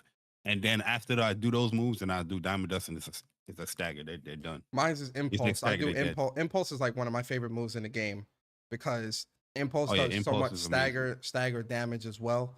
And when you do the explosion, when you get the ball, it's these electric balls that chase the enemy and like swirl around the enemy and do damage. And then as they do damage, they charge. And then if you hit the button again, the Impulse button again, they explode. Pause. And does so much stagger damage, so much red bar damage. That's one of my favorite moves in the game. Yeah, I love Impulse. That goes with me everywhere now. But what is your least favorite icon ability as a totality? That's a good question. Hey, yo, real talk. For me, it was Odin. But now it's Titan for me. Like Titan, don't get it twisted. I feel like all of them is good. Yeah. I feel like all of them is good, but Titan, I only have like one setup with Titan, where I can do a lot of damage with it. But as far as all the moves, I don't really use. I think Titan block is super, super important. It's a super great move, but it also can get you hit because some big boss enemies, as much as you're taking away a lot of their stagger, when you get the Titan block and the counter, you're also taking damage if they're slashing and attacking you. You know what I mean? And that caused me some crazy situations with it. But I feel like the wind up move, super good damage. Raging Fist is one of my favorites because I like to mix that with Lightning Rod, and it's just like all those punches is like mad damage. But Upheaval, I've used it in the beginning. I thought it was really good, but and Earth and Fury, I've never used that move in the game outside of the trials, bro. I've never used it, so it's definitely Titan for me as far as the lead. Doesn't mean I don't like it, but I think the others are just better, in my opinion. You know, I had it pains me to say this, Bari, because you remember when we was watching all these trailers and stuff like that, I was seeing Odin's abilities and I was like, yo, it looks incredible. When I got Odin's abilities, his stuff is definitely more set play. It's more build up and then, you know, one fell swoop with the Zanzetsuken. Zanzetsuken is definitely like the strongest and best ability, and that's his circle ability where it transforms the sword and everything. I think is great. I'm gonna be honest, man. For me, Ramu is my least favorite. Here's why. Here's why. Ramu, I don't like Ramu's circle ability. I wish the target lock was quicker. It's like a toot. If you're doing it on one enemy, it's toot, toot, toot, toot, toot. You can't speed that up. You got to max it out. That's why. I haven't maxed out. When you max out what you call I think Blind Justice is what it's called. It loads up to like 9 mad fast. No, I know it does, but it's not as quick. Like if you're doing it on one enemy, it's not quick. And I've gotten hit with that quite, like trying to use it. I've gotten hit, and I'm like, like canceling out of it to kind of dodge. I don't really like it too much. The only thing on Ramu's that I like, its ultimate ability is really good. But Lightning Rod is the only thing that I'm using from Ramu. Because you know that when you put that near a staggered enemy, that's big damage. So I use that in my rotation. But the other two, I forgot the I think Lightning Bolt, and I forgot the other one. Thunderstorm and Power Drive. They're okay. I don't know. It's just not. It's not. I don't know. It's just not my speed. I can't really like. You got to find the right parent for it. Yeah, I probably got to find the right parent. But Thunderstorm, super strong, and the reason why it's strong, the cooldown is fast, and it can't be canceled if you're getting hit. Not a lot of abilities have that. Where a lot of abilities, depending if the ones that you got to charge or the ones you use, if you get hit by using it, it knocks you out. Thunderstorm, it doesn't knock you out. So the set play, Ramu is all about set play. If you knock them down, he's super strong with that. And Thunderstorm casts multiple bolts on you. Yeah. Well, I can see why a lot of people don't like Ramu. I'm not really feeling Ramu too much. I love it, especially when the trials. I learned to use this a lot more efficient. And yeah, Lightning Rod, I feel like it's one of the best things. But if they fix that target unlock, then that move would probably be one of the best moves. But I think we should end it right there, man. You know what I mean? When we do a spoiler cast, we'll definitely go into like a more tier list as far as like abilities and whatnot. Yeah, I agree. So yeah, those are our impressions, man. It's a great game. Play it, check it out. Let us know. But as you can see, there's a lot of setups. There's a lot of different mix and matching that you can do. You know what I mean? Because everybody, looking at the comment section, everybody have their different opinions on how they feel about some of the icon abilities and whatnot. So all I gotta let y'all know is that it's not debatable. Shiba's icon ability is the best. And that's the simple. You know what I mean? All y'all Odin people with the damage is cool. Odin ability is too. Let me shut up. Go ahead, Persona. I was gonna say, man. I like it though, but it's too selfish. Fire. All right, man. Listen, those are our impressions of Final Fantasy 16. As you can tell, we love this game quite a bit. This whole show could be dedicated to 16, no lie. But we are going to stop right there, guys. But we are in the news portion of the show now, guys. And if you made it this far, I'll give you some trophies, man. Give you some trophies, man. Oh, let's do the first giveaway. And do the first giveaway.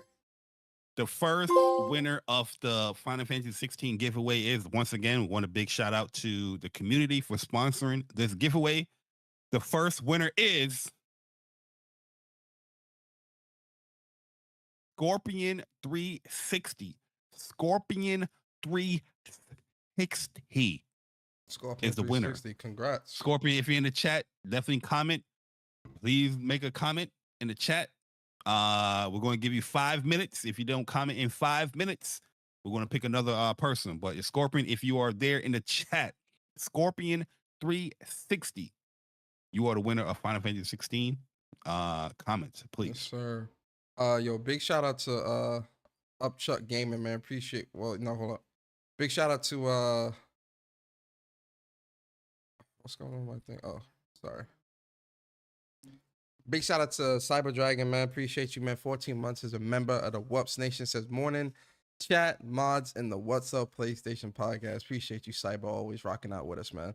And then a big shout out to Upchuck Game. Appreciate you for the super chat. Says good morning, bros. Just here supporting. Appreciate you, Chuck. We appreciate you always, bro. Shout out to the Plus on Block boys. And then shout out to Stone, 10 months as a member on the channel of the WUPS Nation. And she says, WUPS boys in the chat is up. Have a great morning, everyone. Get some gaming in later. Of course, for sure. Appreciate you, Stone. Shout out to you. All right, man. All right, So Scorpion, congrats to the winner. I see you in the chat right there. Definitely message me on Twitter, JBari_ on Twitter, so I can send you that giveaway. It's a $70 voucher. Because PlayStation don't do like game actual codes. So it's a $70 voucher, but it's for Final Fantasy 16. You know what I mean? So you can do what you do with that. But yeah, message me on Twitter. JBari_ is right there in the chat, and I'll send you that code. And then we're gonna be doing another one as Persona, and I talk about the news and whatnot. Yes, sir. Yes, sir. All right, man. Let's get straight into the news, guys. Man, we got a lot to talk about today. And the first thing that we're gonna be talking about, man, is the July PlayStation Plus games for the week. Bari, man, they dropped some megatons, I think. You feel me? Why you looking at the camera like that, bro? They dropped some megatons. You feel me, man? They dropped some good games, man. So for the July PlayStation Plus games, we got Call of Duty Black Ops Cold War, Alan Wake remake. Alan Wake remaster, and Endling Extinction is Forever. Bari. Oh, and then last chance is this weekend to download this month or June's games, which was NBA 2K23, Jurassic World Evolution 2, and Trek to Yomi. Bari, July PS Plus games, how you feeling? I'm feeling great. I feel like this is a great offering of games. They are offering the best Call of Duty this generation. Alan Wake, I'm not interested in Alan Wake like that. I heard good things about it. Never played it. I wasn't even going to buy it. But yeah, I played through Plus. You know what I mean? Because it's something, I'm not a big horror dude like that. This Endling game, I heard things about this game. I heard it's also probably like an easy platinum for those people looking for the easy plats. And I think it's a great offering. Call of Duty alone, Cold War is a lot of content in that game. And just to clarify with a lot of people out here, this is not the first time that PlayStation has been putting Call of Duty. I was going to ask that question too. I was going to frame it in a good way, but go ahead. Yeah, because on Twitter, people out here, creating their narratives about, oh, look at PlayStation putting games in Plus. I thought it was an issue, but no, they've been doing that for the longest. If you were on PlayStation and playing PlayStation Ad Plus, you've been getting COD games. For gamers. On PlayStation Plus for a minute. Not newer games, as you can see. What Cold War is going to be, almost 4 years old now, or 3 years old. But yeah. I think it's a good offering, especially for me because I benefit because I don't have that Endling Extinction is Forever and I don't have Alan Wake. It's very rare that PlayStation offer games that I don't have already, and I don't have those two games. So you know what I mean? I benefit. I'm gonna be honest. Cold War, I agree 100%. Cold War is definitely the best Call of Duty we played in the past, I want to say 8 years. When I think back from Ghost to now, Cold War is definitely the top of the list when it comes to how good CODs are. Black Ops 4 as well, 3 and 4 as well. But yeah, Cold War I think is a good get. Great online, great weapons and things like that. There is a lot to do there. So I think that's pretty good. Alan Wake, I'm good. Endling, I'm good. I'm good. And I own COD, but you know, I think that's a pretty good get. But Yeah, Persona, you gotta up your palette, man. You play the same games over and over again, man. Yeah, my palette is great. Trust me, my palette is great. So, are you a casual? Am I a casual? No. Are you a casual? Yo, who they packed up in the comment section? What is it? Oh, somebody just spamming. Yeah, somebody spamming. Oh, got like a bot or whatnot. Okay. Bari, what would you give July's PS Plus? I'm gonna give it a B plus, man. B I'm gonna give it a B plus. Yeah, a B plus, man. I think, like I said, I actually benefit from this, where I feel like these are games that I can add to my library. You know, like I said, majority of PlayStation Plus is games that, you know, there might be one game that I don't have or whatnot, but majority of them I have. But these are two games that I actually can benefit from that. You know what I mean? Maybe I'll, you know, play it one day. You know what I mean? Maybe I get the courage to play some Alan Wake. You know? I'll add them to the list, but there's too many other games coming out for me to put time into that. But who knows? I might re-download Cold War and try that out. You know, get back in there because them lobbies gonna be kind of full again with a bunch of people. Cold. Yeah, matter of fact, yo, that's a good idea. But the thing is, the last time I played Cold War, yo, it was a lot of cheaters in there, man. It was a lot of cheaters in there. But I'll re-download it and play it. You know, I missed that game. I love Cold War. I love Cold War. The online, I love it, man. They fixed a lot of stuff that I had gripes with, and you know, there's actually a proper mini map. So your lobbies are easy though. Stone said, Persona. Yeah, my lobbies. Oh yeah, that's what. Pull up and see. Anybody that's thinking, I know Stone's joking, but you know, if anybody think that like our lobbies are easy, pull up. Pull up. Yo, Scorpion 360, man, you still gotta message me on Twitter so I can send you this code. You know what I mean? Don't go shy now, man. Send me a message on Twitter. What happened? Your boy is a god when it comes to these FPSs, man. Whoa! Yo, listen. Now you getting too cocky, man. I got the tapes. Bari, we got the tapes, bro. Let me chill before somebody get mad. You think you're the best? I could drop an easy 50 in Cold War. Easy. Yeah, I could definitely drop a 50 bomb. A 50 bomb make TDM or 50 bomb make kill confirm.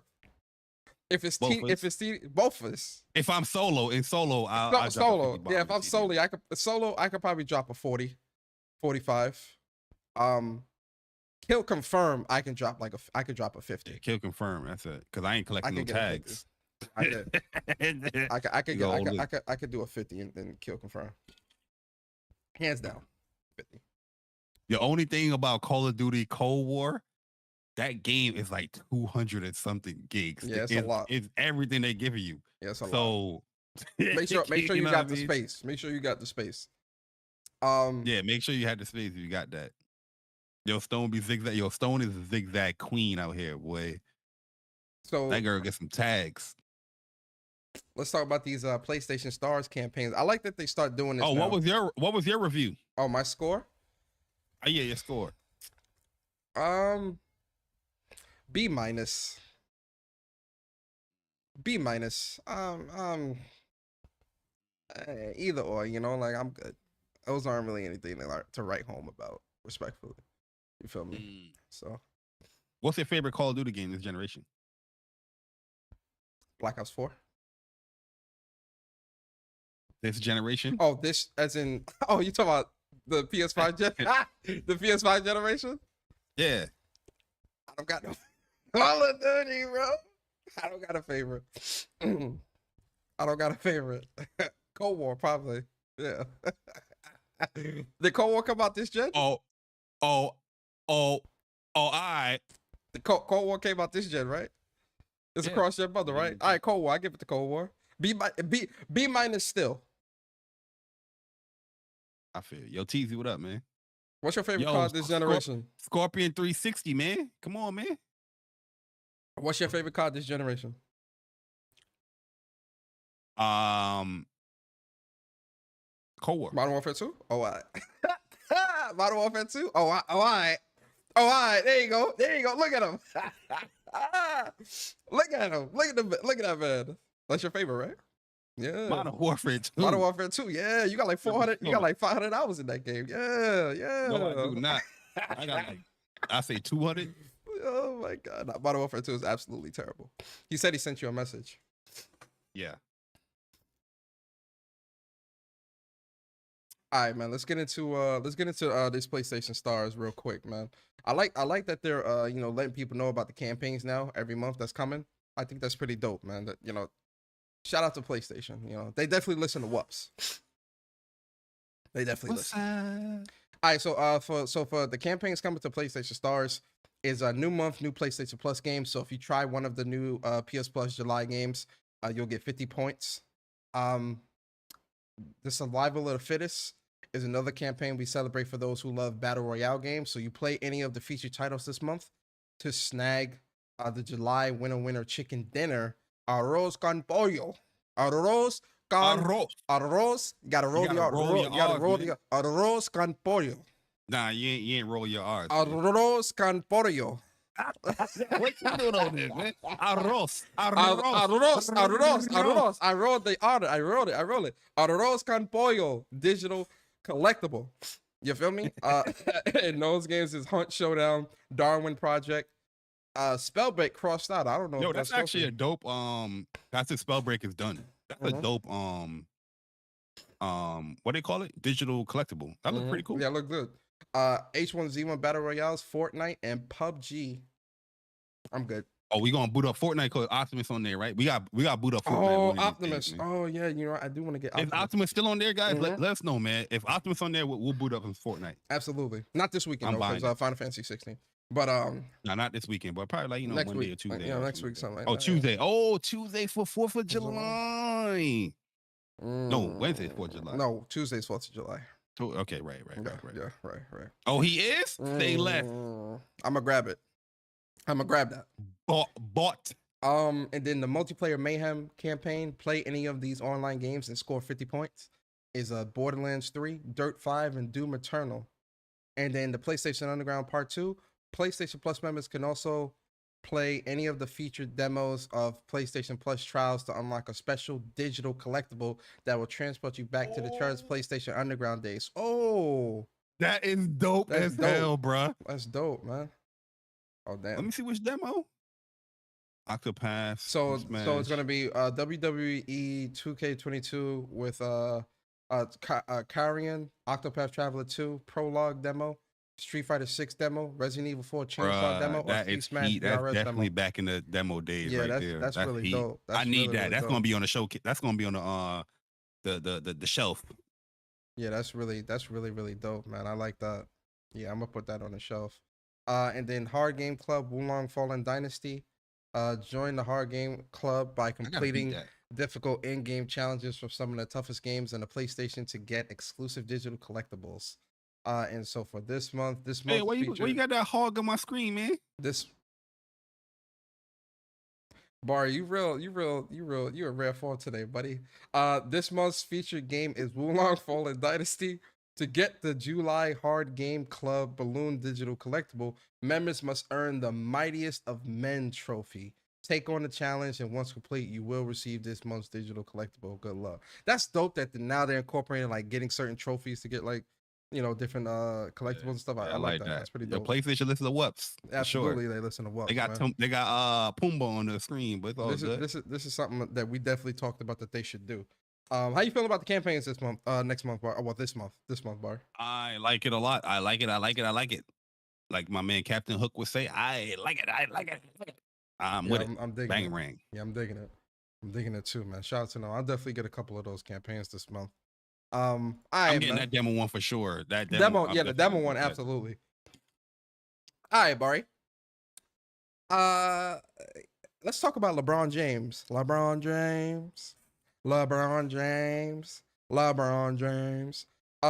You know that video with the kid that you know that kid video? They're like LeBron James. Was that small? Hey, yo. You remember that interview? Yeah. I know exactly what you talking about. Yo, LeBron James. Shout out to LeBron James, man. Great dude, man. Right. So LeBron is one of the PlayStation playmakers.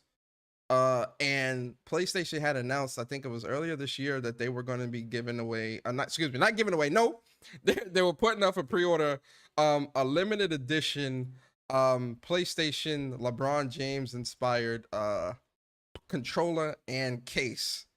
And on it, it says, nothing is given, everything is earned, with like, you know, crowns and all this other stuff, man. That's the controller there. Those are the plates. This is strictly like something that's like a collector's item. This isn't something I would use.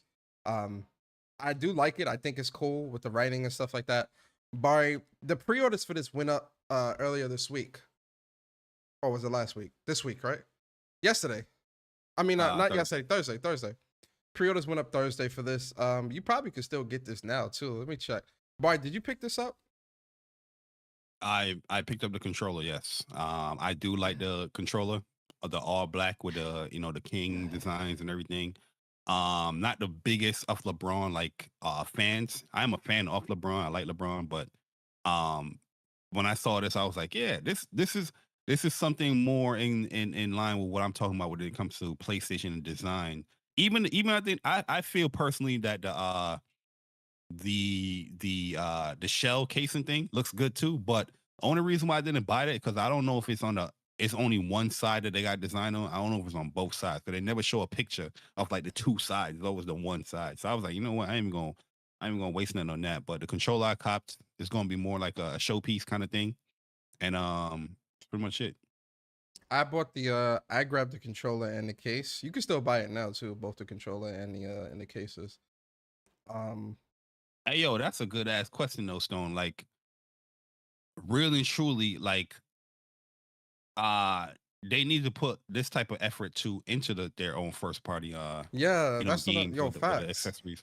Yo facts. They did it You for know what I God of mean? War. I hope they do it for Spider-Man, where they give you like a Spider-Man special edition controller or something like that and plates. They should do it for Spider-Man for sure. They did it for Final Fantasy 16. I don't know why PlayStation. They should have definitely had like a Horizon special edition controller and plates and all that. Like, I don't get why for PlayStation's first party they're not putting this effort into that. PlayStation, I know you're listening. I told you from the longest, bro. PlayStation needs to. That. They need to do a like a design lab kind of thing on this store. Yeah. You know what I mean? You have the accessories, you can create and customize your own colors or your controllers and all that stuff. That junk would sell like hot cakes. Create your own customized PlayStation 5 shells, whatever. What Xbox is doing over there with the design lab? Yeah. Genius idea. Very good. Incorporate that on the PlayStation Direct store as well. Yeah, I'm surprised PlayStation hasn't incorporated something like that already, especially since the DualSense is like one of the best-selling controllers in the US. Every goddamn month it's like your DualSense. So it's like, imagine how much better you would sell a DualSense if you was able to customize it with your own engravings and stuff like that. And they want more people to buy directly from them. Yeah, that would be a great idea. You know how much people would be like, oh, I'm buying a controller from PlayStation Direct because I can customize it rather than Best Buy or GameStop. Yep, that's definitely something that PlayStation is lacking on, and they need to do better with that. They need to do better with their special editions in general. Because remember, before this generation started, and we was talking about the removable plates and how much money they make putting, like, you know, instead of having to put out a whole special edition console and all that stuff, you could just do the plates and have special edition plates and all this other stuff.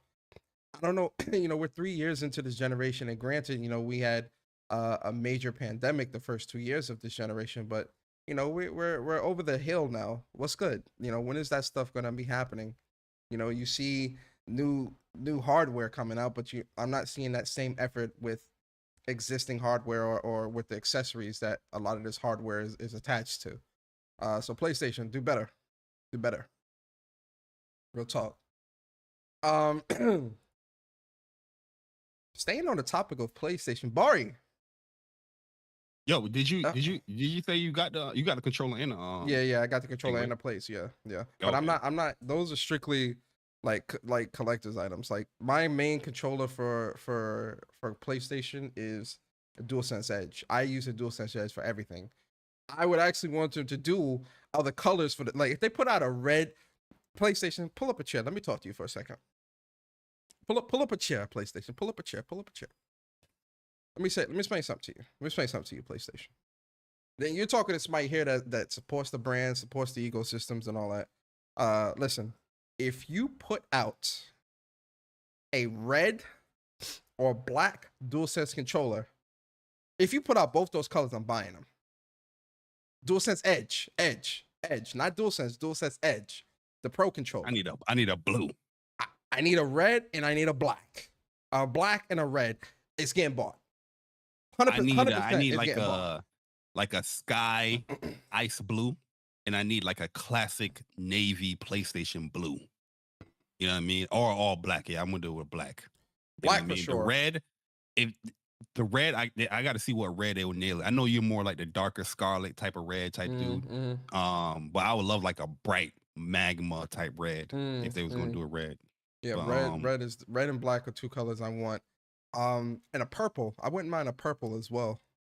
Yeah, I feel like all the base PlayStation colors, as far as like the symbols, should have a color for the DualSense and the DualSense Edge. I agree 100%.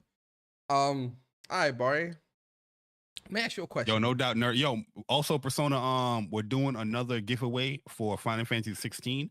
So all you got to do is type in ! FF16 in all caps, and you'll be in the running for the other giveaway. Once again, big shout out to the community for sponsoring both giveaways. You know what I mean? This person is a really cool person in the community.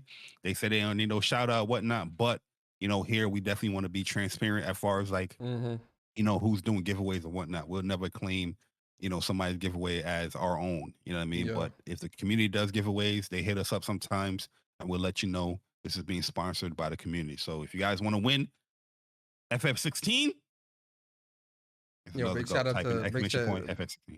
out to the person that did the giveaway as well, man. You know, we really appreciate the support. Cool person. You know, really, really great dude, man. Real talk. Good, great person. Bari, let me ask you a question.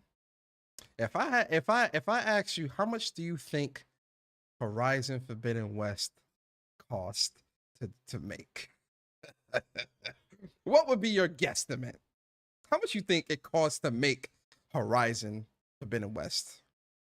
Well, Persona, to be honest with you, I wouldn't have to guess, because here on What's Up PlayStation Podcast, you know, we had a special guest. His name was Sean Lade. I don't know if you remember that show. I remember that's one of my favorite shows of all time. Oh, so you remember the show where he spoke about how PlayStation and, you know, the budgets of games are going up and up and up. And this is something that we have been saying on What's Up PlayStation Podcast for the longest, where we talk about the PlayStation budget of these games are very, very high, and sometimes the highest in the gaming industry.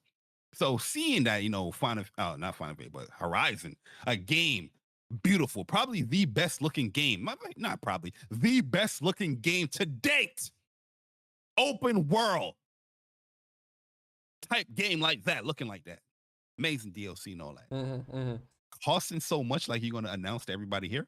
I'm not surprised at all. We already got the knick-knack paddywhacks. We already got the cookie crumbs. Give it dog a bones. Absolutely. You know what I mean? So, well, Bari, what if I were to tell you that both Horizon Forbidden West and The Last of Us Part 2 cost over not uno, dos, $200 million to make? What would be your response to that, sir? Not surprising, because also you remember when we did God of War, it was like 200 and something million to make. You know, listen, these games cost a lot. PlayStation always push and set the bar when it comes to these games, as far as the visuals, the animations, the voice acting, the performance. So I'm not surprised at all when you see a lot of course, it takes a lot of money to, you know, create games like that. You know what I mean? This could be the development costs. This could be the marketing, promotion, all that stuff coming together when it comes to these things. But we know these games are going up in price as far as the creation process of it. And yeah, PlayStation, we know they cost a lot. We see it, we play it. Let me ask you a question. And you might think I'm being funny with the question I'm about to ask. I'm not being funny. I'm legit asking you. This question. You want to get a little chuckle. But You this wanna is giggle? great for Go ahead, man. but this is great for gamers. You wanna? That's what you want. You want to giggle? So my Go ahead, question, man. my question to you, Bari, is knowing the price of both of these games, 200+ million, right? Do you think Horizon Forbidden West and The Last of Us Part 2 would be the games that they were if they were releasing in PlayStation subscription service day one? But this is great for gamers. Well, it's a great question, Persona, because going back to a certain show that we did here in What's Up PlayStation podcast with Sean Layden and other episodes where we spoke about the CFO, right? It was CFO was saying like, yeah, we cannot we cannot survive, putting our games into day and date service because our games cost too much. It's not profitable. It doesn't make any sense for us to do that. But yeah, this type of budget with type of games like this, you're not going to put it in like no service. It's no different than like the movies nowadays now. You know what I mean? They tested with all the services things, but it was definitely on a decline, especially when you saw like the Godzilla movie or the Mortal Kombat movie.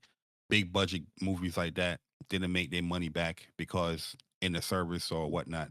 Now we're seeing movies that go exclusively out in theaters, and they are making their money. The Avatars, the Top Guns, those type of movies. The Mario movies that like 1.6 billion right it now. makes perfect sense for what PlayStation is doing, especially if you want to create these type of projects. You want to create these type of games where you're pushing the bar, you're setting the bar. There's a lot of money going into it. You're not going to, degrade your game by putting in a service. Not saying the game won't be good or whatnot, but you're not going to get this level type of money or what's the word I'm looking for? ROI, return on investment. Yeah, return on investment, or you're not going to get this type of looking visual high fidelity product. High fidelity. Yeah. No, I agree. Like no other people do that. You know what I mean? Yeah. Respect. Well, no, the thing is, obviously this was leaked, right? So and I know a lot of people want me and you to talk about this whole FTC court hearing stuff. We're not going to go too deep into that, but this information came from the court proceedings between the FTC and Microsoft with this whole Activision Blizzard acquisition, and PlayStation. The documents that PlayStation submitted, one of the documents was poorly redacted. So people were able to make out what the budgets were for some of PlayStation's biggest games. And really and truly, I'm not surprised that The Last of Us Part 2 and Horizon Forbidden West cost that much, because when you look at the effort, the time, the marketing dollars, the push that went into pushing these games out and getting people to buy into these games, that stuff costs a lot of money. So I'm not surprised. And going back to what you said with Sean Layden, shout out to Sean Layden. Sean Layden has said this numerous of times on our show, on other shows, and interviews about the cost of games going up significantly as games get bigger and more advanced and all these other different things. The cost to make these types of games are going up as well. Well, now it's a fact. That's not and how do you sustain that? Yeah, Persona, man. I'm not giving no credit and nothing to these people that that's leaked out information or whatnot, talking about it was misredacted or fault or poorly redacted. It don't take Sherlock Holmes to figure out that these games cost a lot of money. No, we knew that. We knew that. We knew that. We've been saying that for years. Like that's not nothing new Sherlock to us. Holmes, like they cracked the case. Like, nah, God of War costs over 200 million. Yeah. I'm not surprised that Horizon or The Last of Us cost that too. Yeah. You might even put Ghost in there too. Ghost of Tsushima. Oh yeah, Ghost of Tsushima easily like too. one. I would say like 180, 190, 175. Yeah, man. People acting like they freaking Sherlock Holmes. Like, oh my God, look, Watson. No. I never knew. yeah, like sit your ass down, man. Speaking of like games being made and buying games, let's talk about a game that sold pretty well. The legacy of the crystals have shaped our fate for long enough. Awaken. Farewell to fate. Awaken, child of fate. Awaken, Ifrit.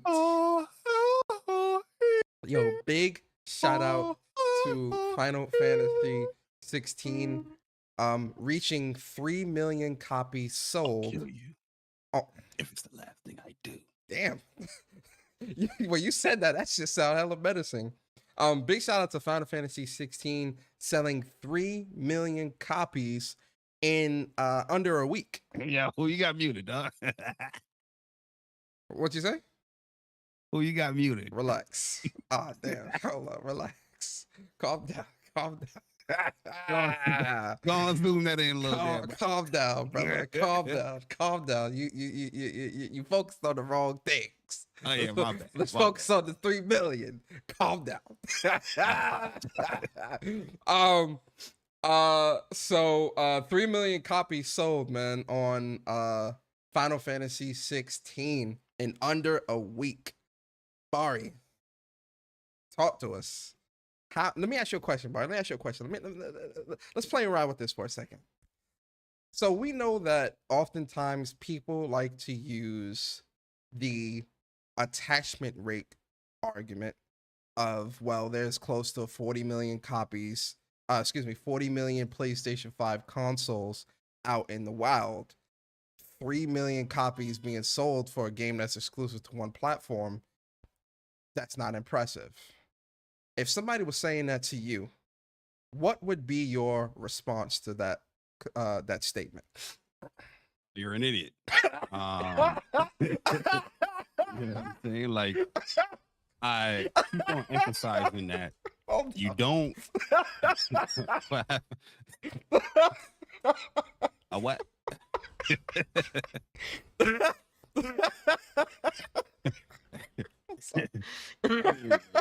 Disrespectfully, you're an idiot. You know what I mean? Yeah, you know what I mean? All these wannabe accountants out here now.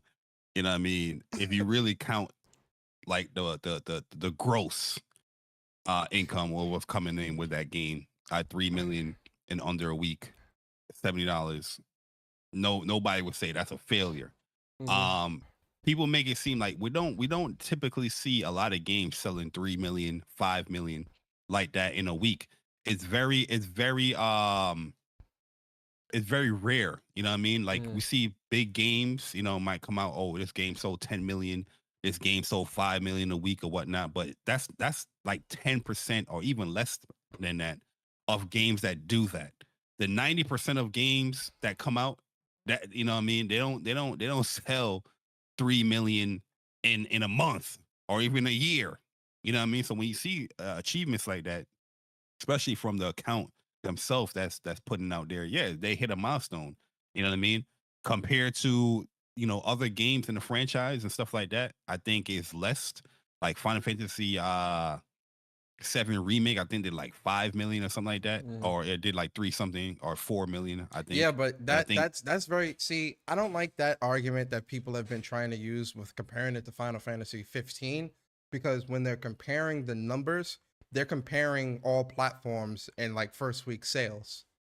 So what they're saying, I didn't even bring 15 yet. I mean, I was going to bring it, but I thought you said 15. Sorry, I thought that's where you were going. Sorry about that. But that's something that I've been seeing. Like people, oh well, you know, Final Fantasy 16 sold 5 or 6 million. And it's like, yeah, it was on more platforms. The fact that this game is only on PlayStation and it sold 3+ million in under a week, that's good.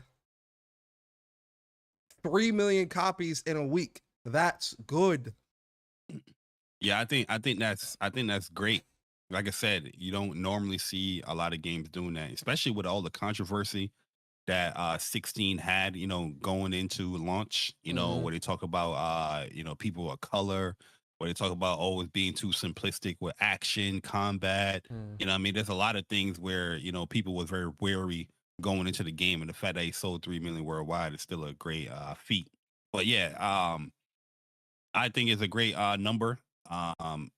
Obviously, as a fan, as a person that loves Final Fantasy, I would love to always see more. But I think in less than a week, 3 million, that is a great start. To be honest with you, that's a great start. You know, Shout out to everybody that picked up Final Fantasy 16. Hope you're enjoying the game.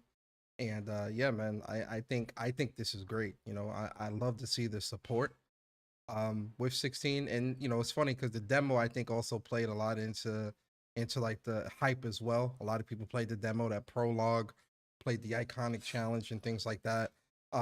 They played the, you know, they got a taste of that and wanted more. You know, I remember when the demo came out, people played it and they were saying, yo, I'm buying a PlayStation for this. Or people were seeing other people playing and saying, yo, I'm buying a PlayStation for this. Like I wanna play this or whatever. So I think that's, you know, this is great. So shout out to Yoshi P and the CBU3 team. Fantastic job with the game. You know, can't wait to see more. You know, shout out to y'all.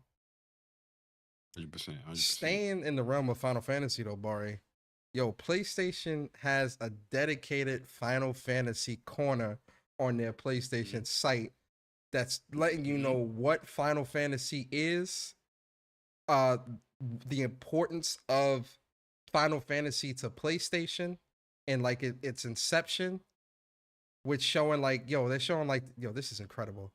Showing like the remake and like 7 and how it looks and all this other stuff. Absolutely incredible. Jim not playing. I mean, Jim did go in the launch event, telling people that, yo, they respect and they honor their partnership with Square Enix. And I feel like this is something that, you know, shows that, you know what I mean? You can always say these things, but you know what I mean, you want to have tangible evidence of it. And having a dedicated Final Fantasy section on a PlayStation's website, that's major right there, man. That's major. All the games And it's that pretty much every single Final Fantasy is here except for obviously 11 for, you know, obvious reasons, but 13 series. 13 is the last one in every Final Fantasy game, outside of like, you know, the tactics games, but you know, the mainline Final Fantasy games will be on current gen consoles. They even got Dissidia on there. Yep. You know what I mean? Which a lot of you guys skipped. Mainline Final Fantasy. I just want to say that. I apologize. Zodiac Age 10-10-2. Yo, you know what was a great game? Final Fantasy Origins. With Garland talking about his origin story. Yeah, that was a great game, man. Yeah, that great was fun action Final Fantasy game. Chocobo's Dungeon, World of Final Fantasy, Dissidia. Yo, Final Fantasy type. Oh, they got everything here, bro. Yo, one of my favorite games of last generation is there too. World of Final Fantasy. If you guys haven't played World of Final Fantasy, I don't know what is wrong.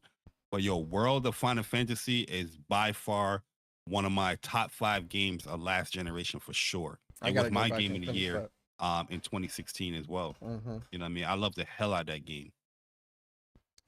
Yeah, this is like really, really incredible to like see like just all of these Final Fantasy news. Like, yo, this is like crazy. Let's entertain it for a second, Bari, just because, you know, yo, this looks like somebody that's like about to acquire something, boy. Yo, really and truly, because like I said, Jim just popped up at the Final Fantasy 16 launch event, saying what he said. He had a little smirk, you know what I mean, saying what he said, and then you have a dedicated page like this on their PlayStation site. Normally you see this for like first party. You know what I mean? I don't typically see third party having like dedicated sections on a PlayStation store like that. That's talking about the whole franchise in itself. Yeah. So we'll definitely see, man. See. I hope there's some type of acquisition there. You know what I mean? I think a lot of PlayStation fans would be happy with that. But we'll see. Yep. We'll see. We gonna see. All right, man. Let's move on to Call of Duty stats real quick, Bari. Let's stick in the realm of COD stats, man. A lot of news came out this week, man, when it comes to like the financials of like how important some of these games are to PlayStation, or the money that's being made. And Call of Duty, which is no surprise, this is really not a surprise to me personally.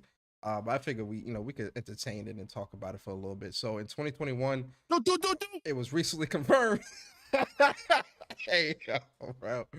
It was recently confirmed that Call of Duty software accounted for over $1 billion in sales on PlayStation consoles in 2020. Yo, I'm still laughing. 2021. Hey, yo, Stranded, I seen it. It popped up on my phone, man. Woo! Well, That's whoever gets that man, Damian Lillard, whoever gets that man, whoa, that's gonna be a big upgrade for any team. So according to The Verge, Sony redacted document suggests Call of Duty games were worth $800 million for PlayStation's revenue in US alone that year and 1.5 billion globally.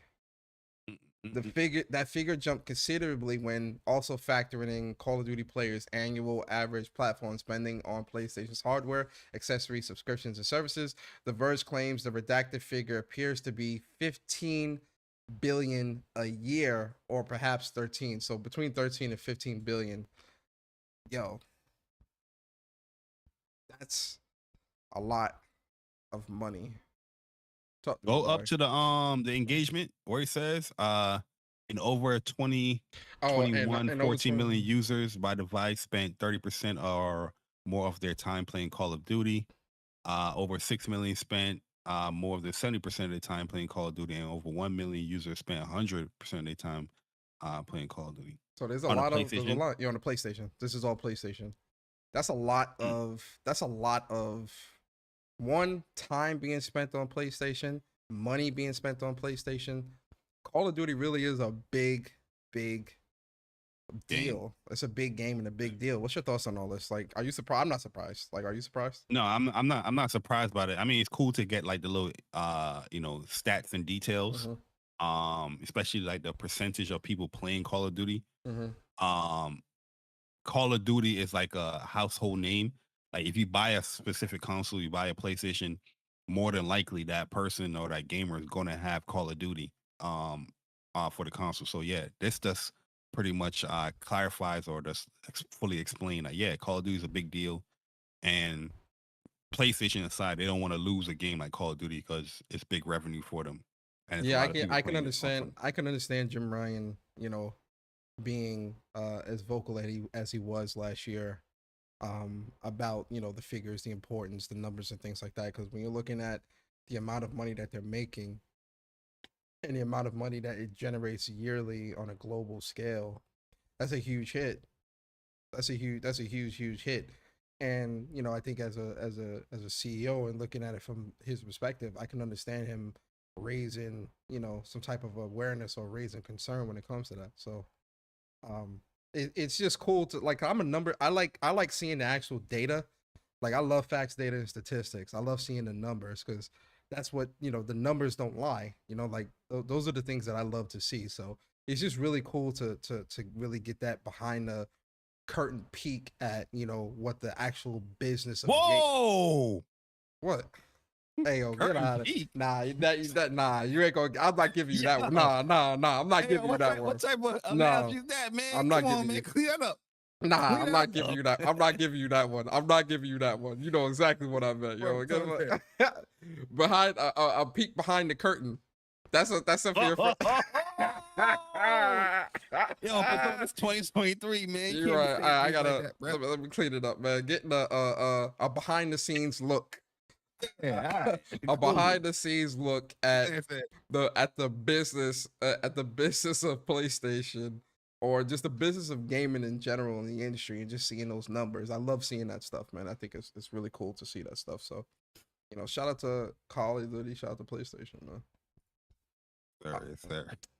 Yo, you wild, man. Yo, let's talk about this Assassin's Creed Black Flag rumor, Bari, that apparently Assassin's Creed, man. So, yo, yeah. Hey, yo, man, you wild today, boy. Kotaku is reporting that Assassin's Creed Black Flag remake is in the works. I never finished Black Flag, so I'm kind of like, and I wouldn't want to go back to it now. I would definitely want like 60 frames and all that stuff. It's in its early stages and will not be complete for at least the next few years. Ubisoft Singapore is heavily involved in the development. How you feeling about this, Bar? You excited? You hype?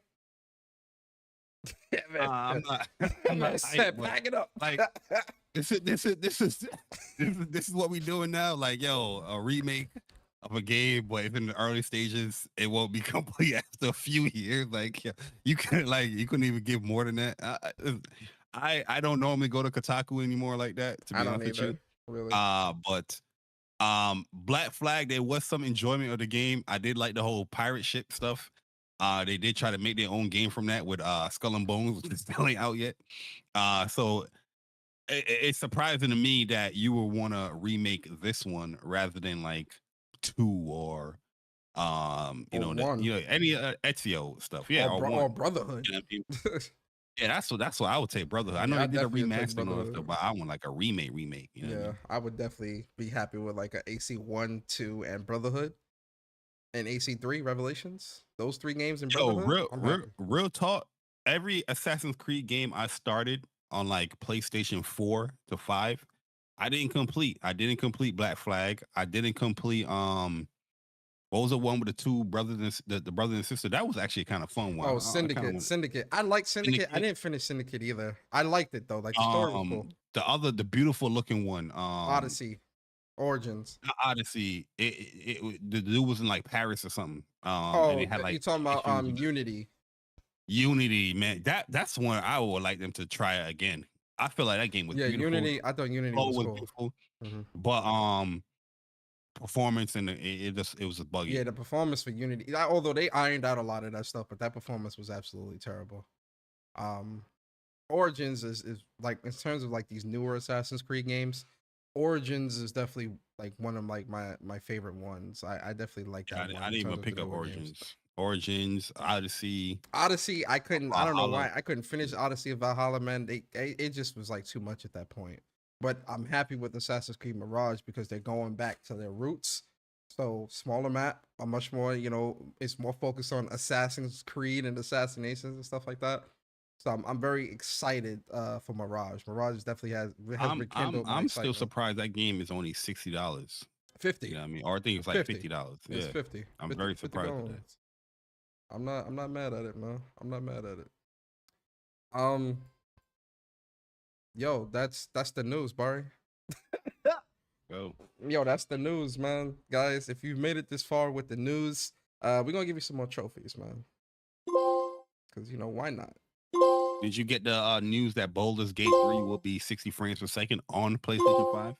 Oh yeah, you know what? Let's talk about that real quick. That's a good thing. Let me see. Boulders Gate 3. I think you sent me that too. We'll have over 170 hours of dialogue. Yeah, let me cutscenes, I think they said.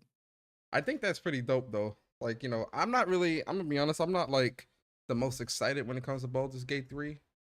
And I think it's coming out at a time where I'm probably still gonna be playing Armored Core and Atlas Fallen, so I'm not gonna have time to really put time into it the way like I really could. So that's why I'm gonna skip it like out the gate.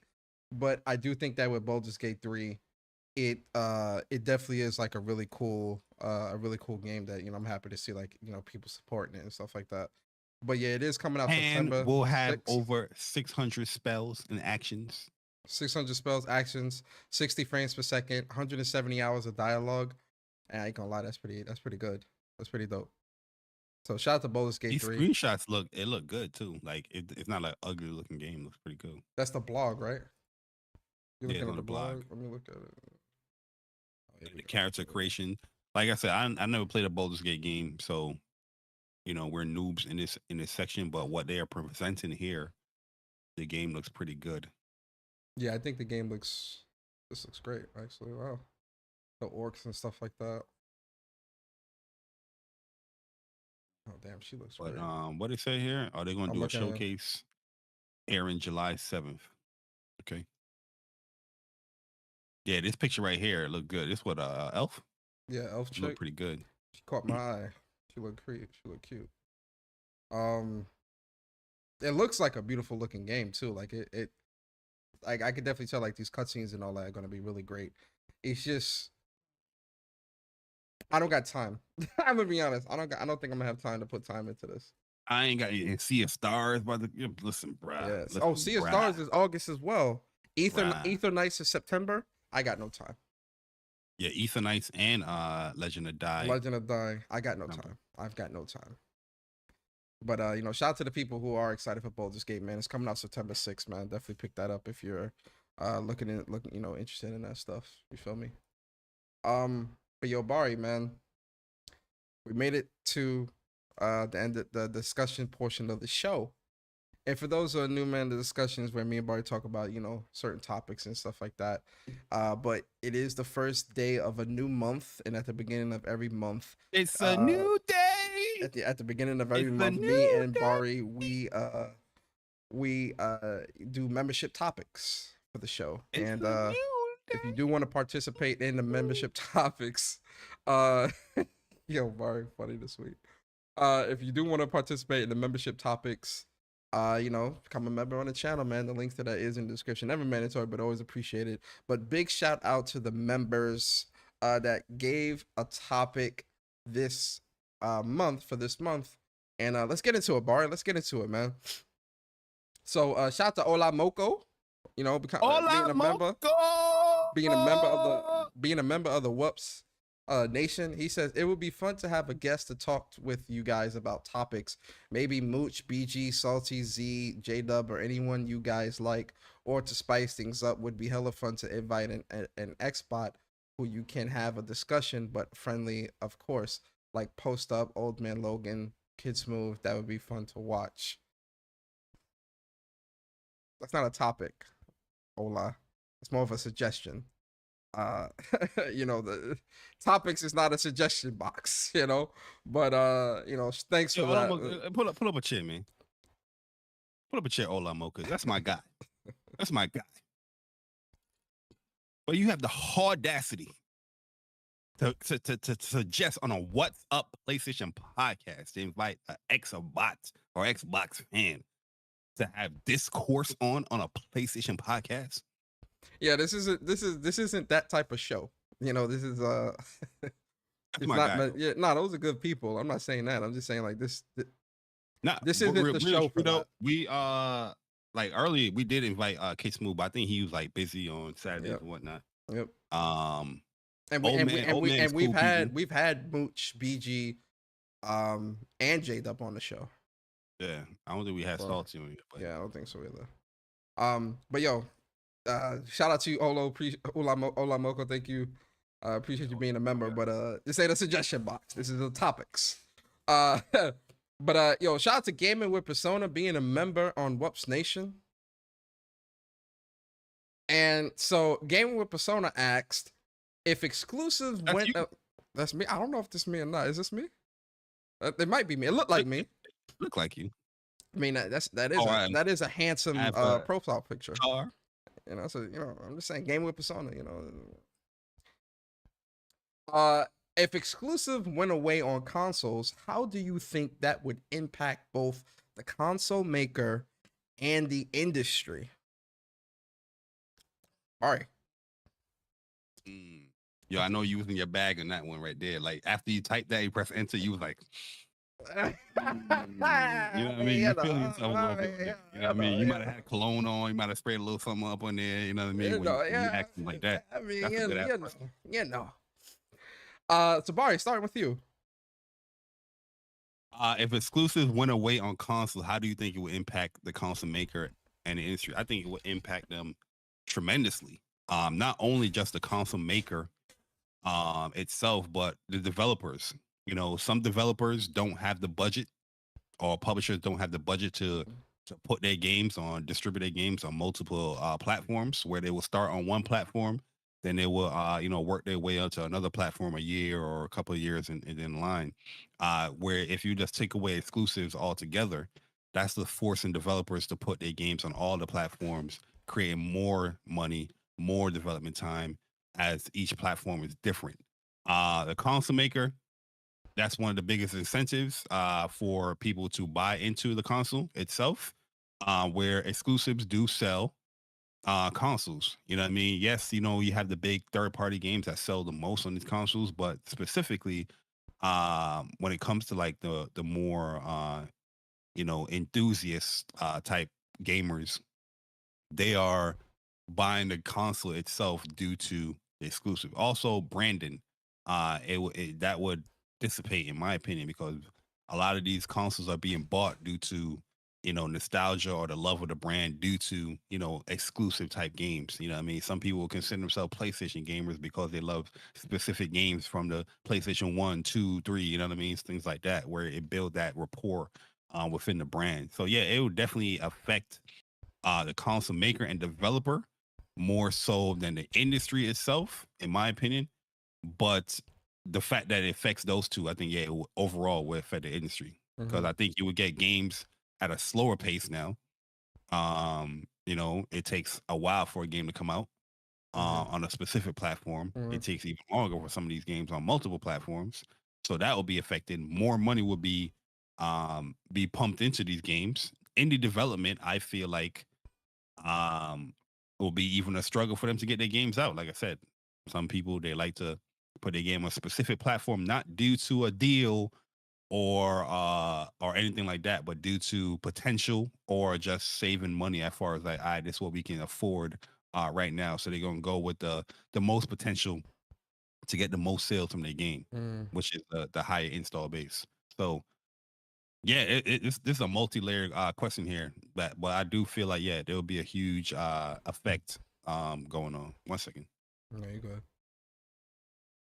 I feel like when it comes to exclusives, like from a developer standpoint, we've seen developers say, they wish they could just make games for one console. It's their dream, like that's their dream to do something like that. So I think from that perspective, I definitely feel like from a developer's side, I think they're happier to make games only for one SKU or whatever, because that's the only thing they need to focus on, and they can build their game around that. I think from the perspective of like the industry, if everything is releasing everywhere, I really feel like there wouldn't be as many things out there. Like, you got the Asus ROG and the Steam Deck and the PlayStation and Switch and Xbox and all this other stuff. If you can play Mario on a PC or play Mario on a much stronger device, or Zelda on a much stronger device, excuse me, what's the purpose of buying a Switch? You get what I'm saying? Especially if you could play it somewhere else where it's fundamentally better. You get what I mean? I think it kind of goes to like, okay, everybody's got like one console and that's it. And everyone's just making games for that one console. I don't know. I just don't feel like I know we see like a lot of people within like the community and in the industry and certain influencers and things like that try to detest the importance of exclusives. But when it comes to the preference of someone's console or where they enjoy to play their games, a lot of times it's because of something that it's being provided that somewhere else doesn't provide. So if you prefer to play on PlayStation, Switch, Xbox, PC, or whatever, that's because it's providing something that the competition does not. Even if it's from a performance perspective, to use PC, the reason why some people may prefer to play on PCs rather than consoles is because of what it provides that a console can't provide. That's an exclusive feature. The how modular a PC is appealing to somebody, but that's something that's exclusive to PC. That's an like, you get what I'm saying? Like, all these people that try to detest this stuff, I don't think they really dig deep and really look at why they love that console that they love. And don't let nobody lie to you. Say, oh yeah, I love it because of Call of Duty. Cut it out, man. Like, cut it. Or I love it because that's where my friends are. Listen, cut it out, man. Just stop. Crazy. You back? All right. Yeah. All right, cool. I just had to get the door. No, you good. So that's my whole thing, right? Exclusives are very important to consoles. They are very important to the industry. They are very important, I think, to the businesses that's being made, because if you have a brand new studio, think of it this way. If you have a brand new studio that's coming into the game and they want to get their project funded, how do they do that? If everything is going to one platform, who's footing the bill? That's why you'll have things go to Xbox or PlayStation, Nintendo, wherever, and the part of that deal is, all right, this is exclusive to my platform for X amount of time and we'll fund the project. or exclusive indefinitely or whatever. And then if they do good enough, people see how good the game is. Now this company may want to get in on the second game or get in on another project. Oh, this studio can make great games. I want to come to them with this project idea, and we want them to make this game from this IP. You get what I'm saying? But who's funding this shit? So that's my whole thing. Yo, let's do this second giveaway real quick before we get to the other questions. So I'm gonna pick the winner right now, guys. So this is for the second digital PSN code for Final Fantasy 16. Well, it's a PlayStation voucher for the game. So here we go. The winner is Franco Tech. Hey. Franco.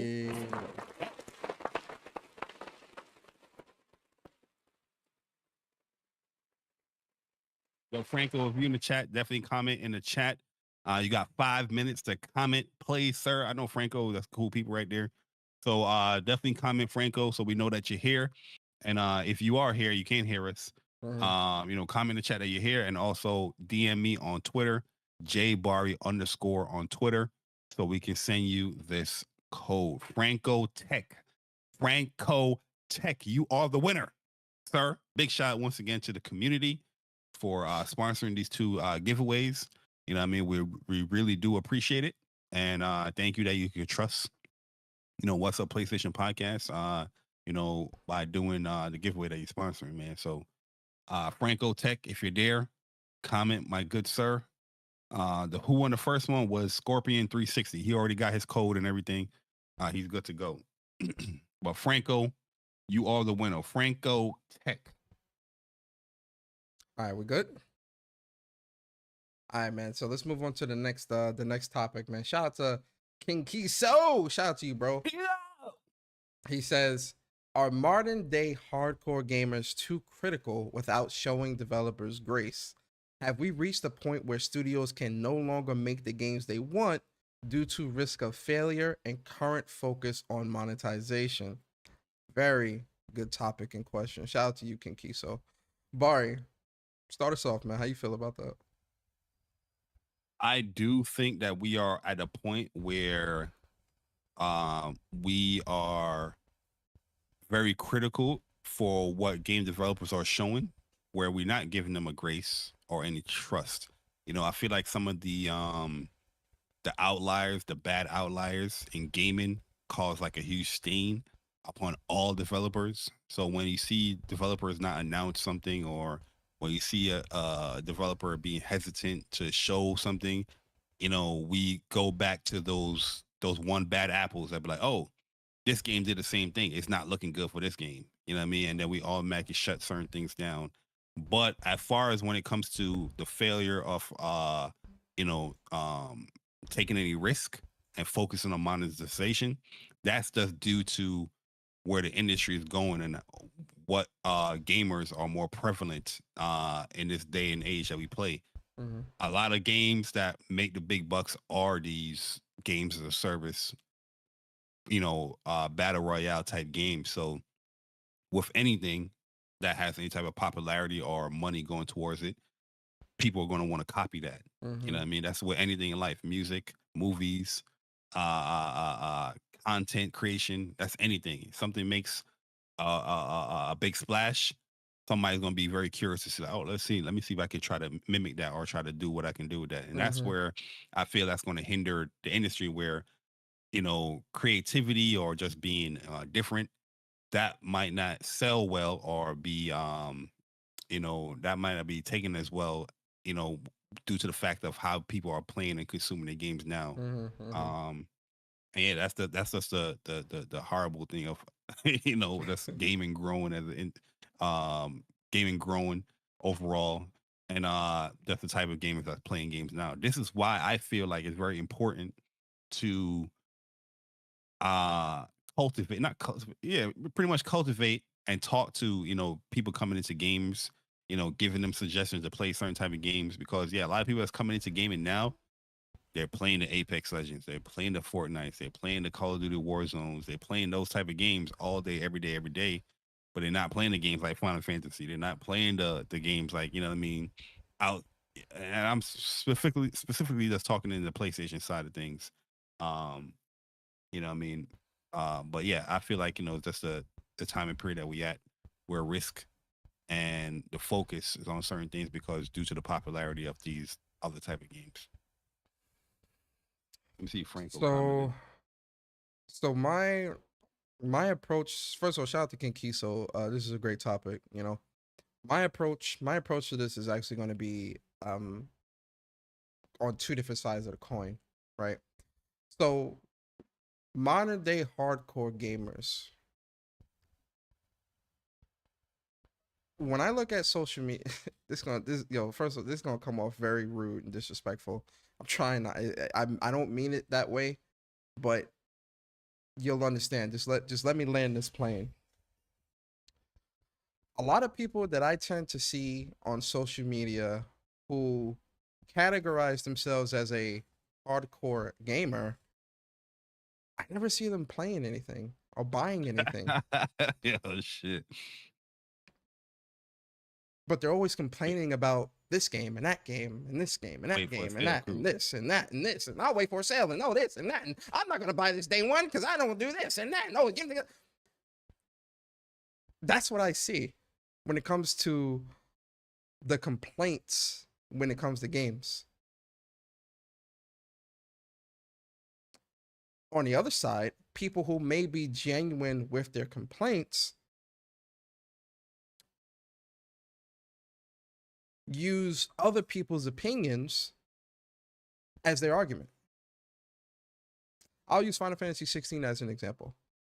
You see certain people are very vocal about their dislike for Final Fantasy because it's not a traditional RPG and things like that. And, you know, they're within their right to feel that way. I'm not telling anybody they're wrong for feeling that way when it comes to how they feel. Rightfully so. But have you have you played the game?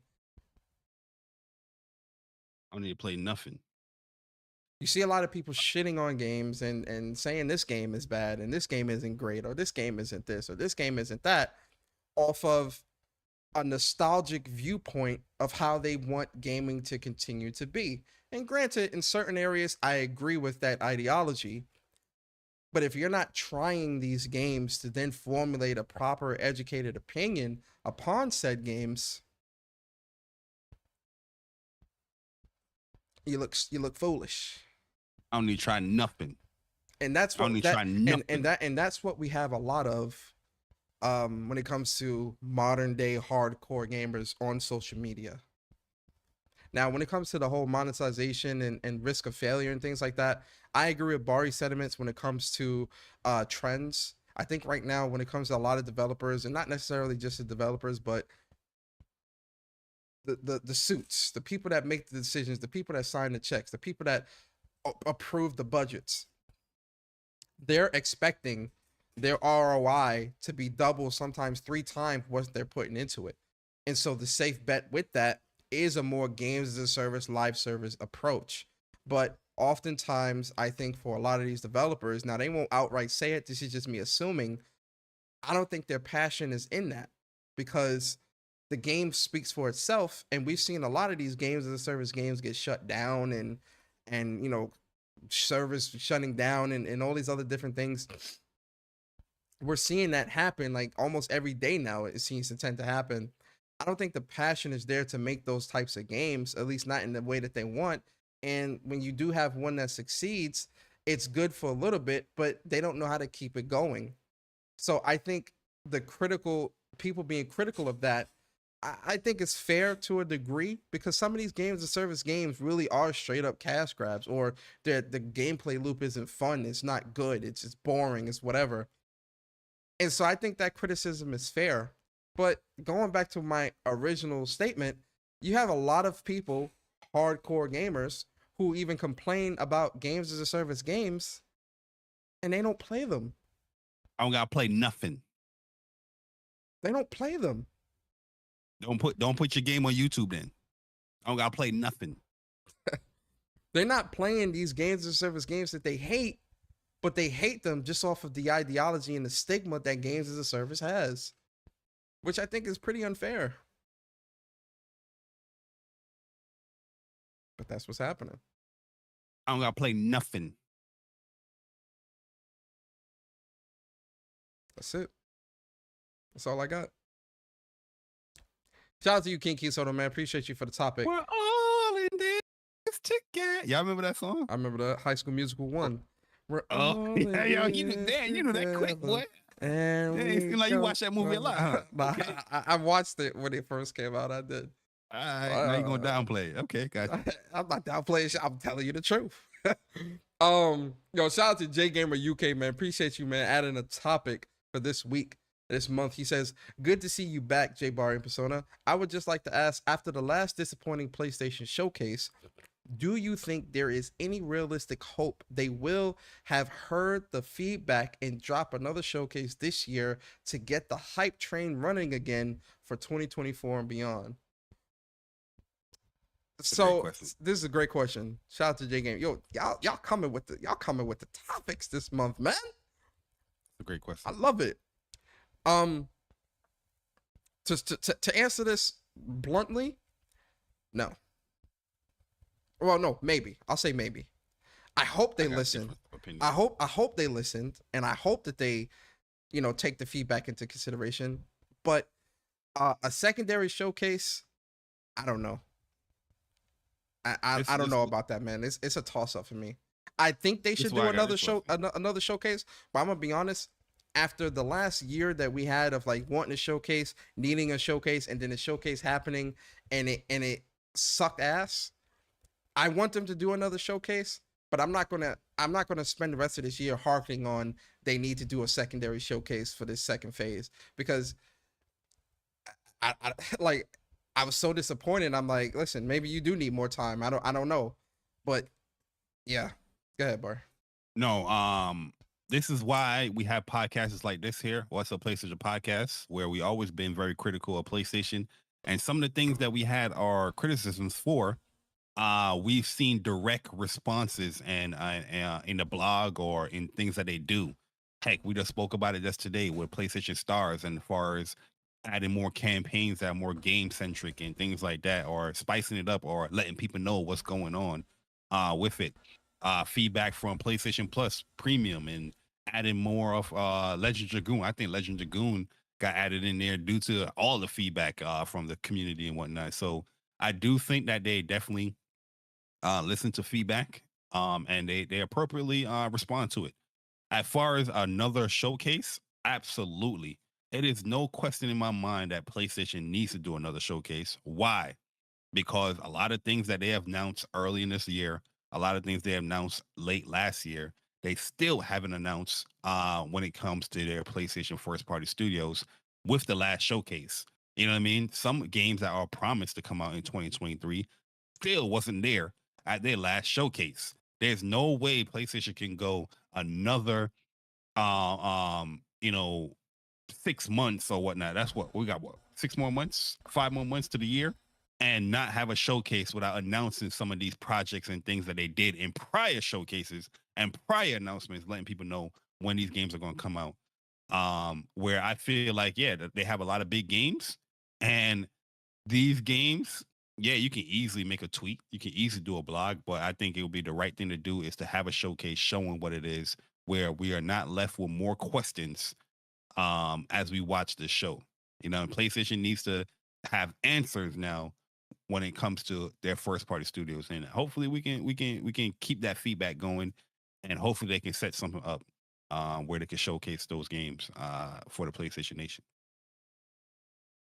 I agree. I definitely think they do need to show something and all that, but my point was, I'm not going to keep saying where's the showcase, like I'm done with that, at least for right now. I mean, yeah, they're doing a great job delivering games, so it's not like we're super upset and tired of PlayStation. No, we've been playing. But I do think they need to redeem. Right. They definitely need to redeem themselves. Like that showcase was not it, not at all. They need to update what first party is doing. Yeah. That's just plain and simple. 100%. You know what I mean?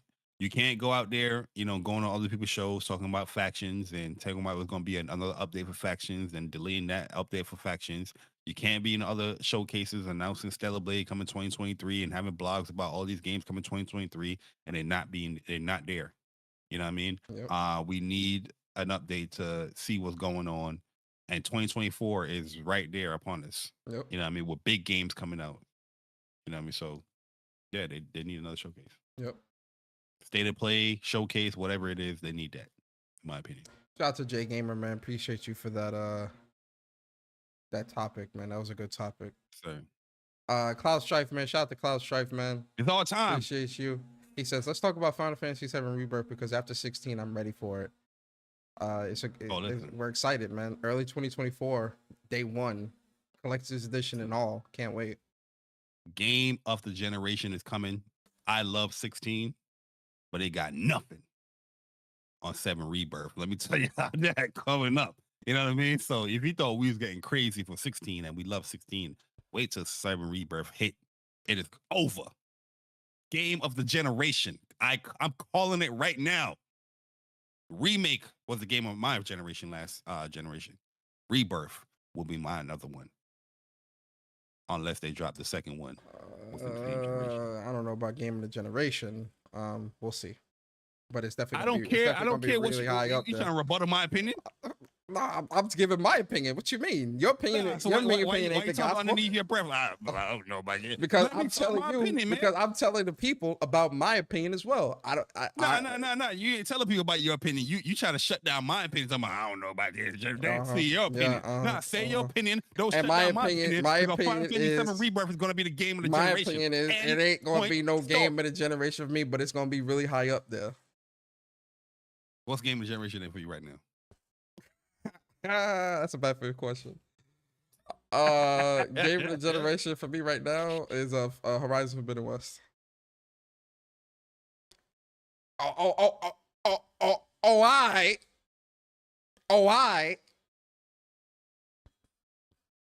You feel me? And then shout out to J-Roll. Shout out to J-Roll49, man. Appreciate you for the topic. He says, FTC and whenever y'all choose to discuss, it's all good. Yeah, I'm gonna be honest with you guys. We kind of touched on it. Yeah, we touched on it a little bit, but the FTC stuff, like, and like all the bombshell news that's been dropping, that's not something for this show. That's one. Two, we'll be talking about that on our respective channels at some point in the next week or so. Trust me. We've been paying attention. Yo, really and truly, yo. Like, but we really ain't. Go ahead. I've been paying attention to a few things, but I really don't give a damn. I mean, I've seen, yeah, entertainment, but like, yeah, go ahead, yeah. I really don't give a damn, man. Yeah, really, truly. All I need to hear is whatever is blocked, and that's it. I'm good. But all this stuff is funny. Stuff that's funny coming out because, but a lot of it is stuff that we've been saying. Point. Yeah. You know what I mean? But I've been too wrapped up with 16, man. Like, really, truly. Facts. I've definitely seen some of the jokes though and some of the news, but 16 is more important in my opinion. But shout out to you, J-Ro. Appreciate you, bro, for the topic this month. And then Unikronn. Listen, a membership topic month is never complete without a Unikronn topic. Trust me. Shout out to Unikronn, man. We appreciate you, bro. Always with the topics. So Unikronn says PlayStation owns half of Evo, correct? Most of the 1v1 fighting games, Street Fighter 6, Tekken 8, etc., will be played on PlayStation 5 at the bigger competitions, correct? So do we think the PlayStation team will create a fight pad, a proper 6-button layout, or a fight stick hitbox? We have an official first-party Pro controller, VR headset, steering wheel, and pedals, multicolored PS5 plates, and some Project Q handheld streaming thing. But for fighting enthusiasts, we get nothing. So there is an officially licensed PlayStation fight stick / a hitbox through Vitrix.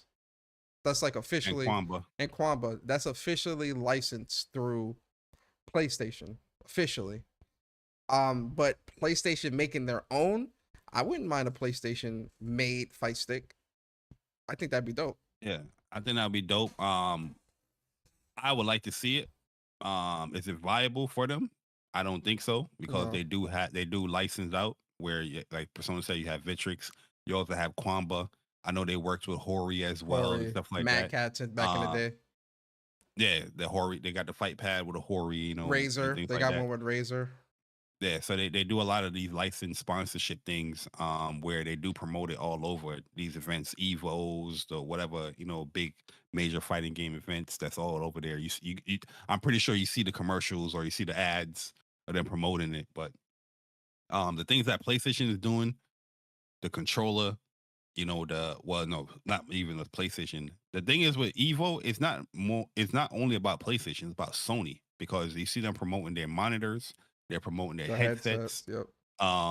you know what I mean, things like that. But I'm never going to take away, like, if they want to do their own fight pad, fight stick, I'll be all for that for sure. 100%. I would 100%. I'd be all for that, man. PlayStation official PlayStation fight stick with, like, you know, PlayStation characters as the artwork. Come on, man. It's so many things that PlayStation can do that would just print the money, bruh. Imagine getting a God of War themed fight stick from PlayStation official, or a Horizon, or a Last of Us or something. I would love that, man. Yeah, just have like a unique setup or whatnot. You know what I mean? Like a lot of fight sticks, they have like the same kind of design. You know what I mean? The same type of, like, you know, look when it comes to the buttons and, you know, how to display the buttons. PlayStation can do their own little thing showing like the PlayStation symbols on the actual button. Then that'd be dope. Yeah, you could be a little bit unique with it, but Yeah. I don't see them doing it. I would love for them to do it, but they already licensed so much. Our partners have so much sponsors with that. I don't see them creating their own. Yeah, I agree. Shout out to Viper Reese, man. We appreciate you for the super chat. He says for the $20 super chat, he says the real reason why they want games everywhere is because they want PlayStation quality games day and date on a service like Game Pass, and that's a double negative. Money will not be made. The next game's quality will dip. That's a good point. And then a shout out to Viper again for the super chat. Says, when I do time scan, some words I type autocorrect to Unikronn. LOL. Very prevalent PlayStation community member. Shout out to you, man. In fact, shout out to Unikronn. Shout out to everybody, man. The WUPS Nation, WUPS community, man. Listen, this is all of the topics for this month, guys. We appreciate all of the WUPS Nation members who gave a topic. And listen, guys, next month, man, if you want to have a topic for us to talk about, man, definitely put it out there, man. We'll definitely we normally put the post out like a day or two before the show, for the first show of the new month. So definitely be on the lookout for those things, man. Hopefully we'll see some more members put some topics out there. But if you have made it this far in the show, you know what that means. It's time for trophies. It's time for trophies. Trophies. And of course, that lovely, lovely platinum trophy. 131 platinums, man. Y'all getting up there, man. Y'all are getting up there with the plats. But listen, this is the outros, man. We definitely appreciate everybody coming through, rocking out with us, man, on this Saturday's episode of What's Up PlayStation Podcast, episode 131. Bari, start us off with the outros, man. What you got coming to the channel? What content you got? Let the people know where they can find you and follow you and keep up with what you got going on, man. As far as my channel, I'm definitely going to have some more of the boss fights. I uploaded 12 boss fights so far. I've been staggering or, delaying the release of some of these things because I know people are very sensitive as far as flooding the timeline or they quote unquote spoilers where, people unsubscribe and all that stuff. But at the end of the day, I'm still going to put it up here. So you got to hold that. Also going to be uploading more of the hunts as well, which I probably might do first. I might do the hunts, upload all of those that I have uploaded. I think I got like almost all of them uploaded already. But yeah, I'm going to be doing that. And I'm also going to be doing some other specific videos talking about each individual icon and how you can benefit from them. So be on the lookout for that one. And then my review, I'm working on my review. I want to say I'll probably have it out by next week. Not this week. Then the following week, I'll have that out because there's a lot of stuff I got to go through. It's like I have like 180 gigs of videos and stuff that I got to go through, and I got to set that up. Then I got to comment on them. So I will have my review up, but I'll be doing a little smaller, videos talking about the game before I pop the review out. But that's pretty much it, man. Definitely appreciate everybody that's show us love here on What's Up PlayStation Podcast. All the new subscribers, everybody that super chatted, everybody that hit the join button or rejoined the channel. We appreciate it, man. It means a lot to us. Big shout out to the community for sponsoring the 2 giveaways as well. We appreciate you, and we appreciate you guys trusting What's Up PlayStation Podcast to deliver your PlayStation news, entertainment, and all of that. You know what I mean? So shout out to you guys, man. If you don't mind, hit the like button. If you really enjoyed it, subscribe. If you really, really enjoyed it, hit that join button, become a WUPS Nation member, man. And we'll see you guys next week. All right? Sir, yes, sir. Try the Franco Tech. I sent you the Franco. Right. Check your DMs, Franco. Okay, cool. For me, man, first off, man, shout out to the WUPS Nation, to the WUPS community, WUPS subscribers, any newcomers that might have stopped by the show today, man. Thank you guys for coming through and listening to the show today. We hope you enjoyed the show. If you did, I hope we earned your like. I hope we earned your subscribe. And I hope we earned your support, man. It really means a lot. All the people that comes through and supports me and Bari every week and what we do. What's going to happen in the next couple weeks for me? So I'm also working on my review for Final Fantasy 16. I really want to beat Final Fantasy mode to kind of really be able to give it like an accurate, just to kind of see what Final Fantasy mode has to offer me in terms of like the different bosses and how they fight and stuff like that. So my review is going to probably be out in like the next 2 weeks. Before July is over, the review is going to be out 100%. I got Final Fantasy mode. I agree with you. Definitely change up a lot of perspectives too on the combat and like the bosses and stuff like that. Some of these enemies that they add up in there, bro, it's crazy. A mini boss, bro. It's crazy, bro. Like they adding mini bosses in places where you think it's supposed to only be like 2 ads, bro. It's crazy. So I kind of want to play through that in its entirety and then give my review for the game. So in the next 2 weeks or so, I got like 200 gigs of stuff to sift through as well.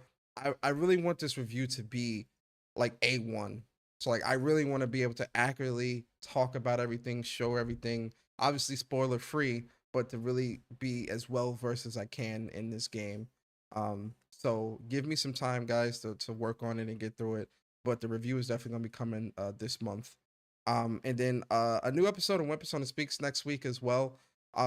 Not Monday or Tuesday, probably late week in the week because again, Final Fantasy 16, but also I do want to talk about, certain things with news, gaming news, and some bombshell news and stuff like that. I do want to kind of talk about that stuff. And then me and Bari are also planning a spoiler cast for Final Fantasy 16. That's probably not going to happen to the end of this month. How long do you think we should give everybody before we do a spoiler cast? Like end of July? Do a spoiler cast? I say beginning because end of July, that's my birthday time. Oh yeah, nah. Next August. Yeah, August for sure. So around August, spoiler cast. And yeah, that's pretty much it. You can also follow me and Bari on Twitter. Bari's at @jbari_. My Twitter is @Persona Speaks. Also, you can follow our official What's Up PlayStation Twitter @officialwups. Also, merch store. The link to the merch store is in the description. Grab you some merch, man. Shout out to all the people that's grabbed merch so far. We definitely appreciate y'all supporting us and whatnot, and grabbing some of the cool WUPS merch.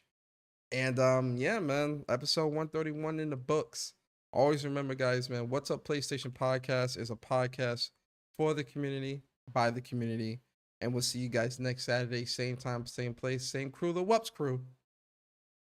Enjoy the rest of your long 4th of July weekend. Please be safe. And we'll see you guys. Happy 4th of July, guys. Yeah, and we'll see you guys next Saturday, episode 130. Make sure y'all eat good. Post your plates. Yes, sir. You know what I mean? Don't be posting all those hot dog and chips too. I want to see some real good plates on there. You know what I mean? Some potato salad. You know, people are like, yeah, here's my plate. I got a hot dog and a chip. Like, come on, man. You know what I'm saying? Trying to get some plates out there. Yo, facts. All right, guys, man. We holla at y'all, man. Y'all be safe. Peace.